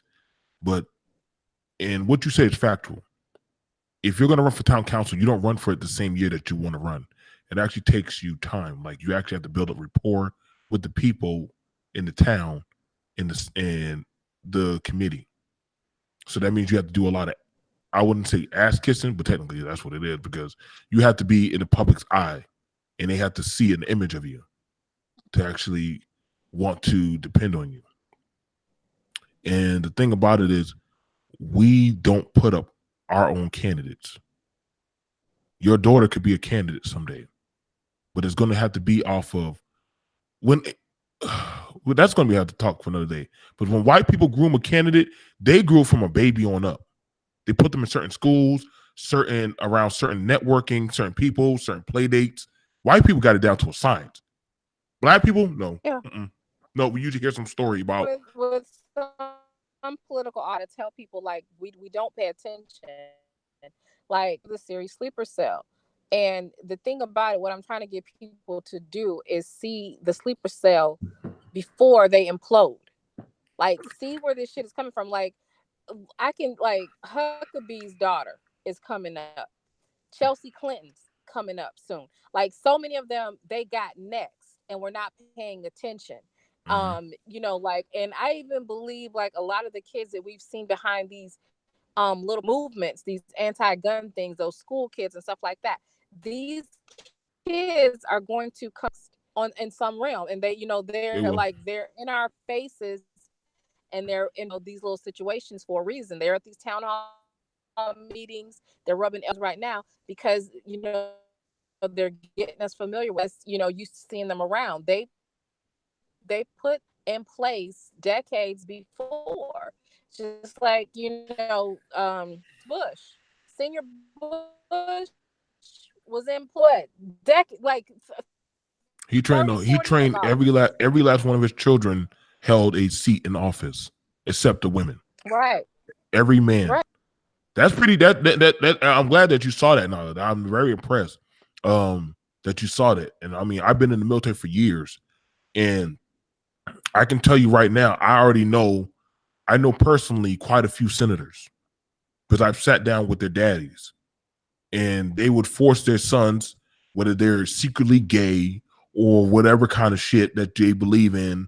They're like, listen, you're going to go to this church. You're going to participate at this program. You're going to say the shit. You're going to say what we tell you to do. And you're going to clean up. You're going to put on a fake smile, kiss that black baby, even though you don't fuck with them. I want you being in this type of marriage. When white people play for politics, they play for keeps. Black people get happy to get their kids in the goddamn NFL. We play to see our kids entertain shit.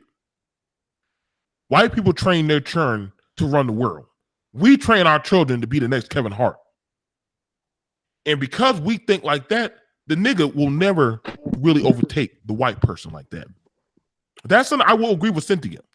I will agree. Cynthia, mark that on your calendar that BMT agreed with you on this one. So I'll get you happy. But I agree. We're not training our kids. How many black people train their kids to one day run a hospital? How many black people train their kids to one day run a Fortune 500 company? We're not. And until we start doing that, don't say you're going to take down a system if you can't train your kid how to run a goddamn bakery. Just true. Now gay people are trying to do what? They're trying to learn how to function and run a family like black people do. And when they learn how to do that, and they appropriate that, because now gay people are now appropriating that. So long as I pay money, I can get what I want to get pushed through. Whether y'all like it or not, I'm paying money for this shit. I pay to play. So because I pay to play, you're going to push my narrative. The Negro is not paying to push his narrative. And because he's not paying to push his narrative is not going to get fucking heard. All right, guys, I got to go. Let me know if y'all ever want to do some networking. We can do some talks. But the shit that I talk about is on some dark shit. All right, y'all. All right. Peace, brother. Hi, Joe. You should come by the Saturday Night Lives too. Oh, did he leave? He left. Oh, all right. Well, he probably heard you. Yeah, he probably did. But I'm about to write, so I'll catch you guys on the other side. Oh, happy writing. So later on, guys, I'm doing surviving the penitentiary. Oh, A live stream? Wow. Yeah. Oh So yeah, I'll come over there for sure. What definitely. time? So I'm gonna do an upload. I'm gonna do a premiere about it first, but then we're gonna have some people that have actually survived it come in and talk. And so, yeah, y'all gotta come through. Yeah, that's gonna be Yep. interesting because yeah, We'll definitely. be there. We'll be there. I will That does definitely be sound there. interesting. Yeah. Hopefully this time I don't fall asleep. Well, I Girl, work. I'm not even thinking about you. I just, before I give you your link, I always get your palette and your pillow and Well, a because I cup be of laid tea and some up. slippers. Maybe I should get up and walk around because I be laid up the whole time. My bed is comfortable. I have a bunch of pillows, so I just can't help it. And But it I be know anyway. on the top, I fall asleep on the panel quickly. Yeah, if the mood is right, especially if I have a cup of chamomile tea, oh, it's a wrap. It's really a wrap. If I have some chamomile tea, I'm done for. So, but yeah, I'll be over there. Thanks, ladies. Yep. Good night, All you guys. right. See you later, Nyla. Thanks again, Irene. All right. Thank you, Bye, you guys. guys. Wait, can you guys hear me? Yeah. Yeah. Yep. Okay. All right. Bye. Bye bye. All right. Good night.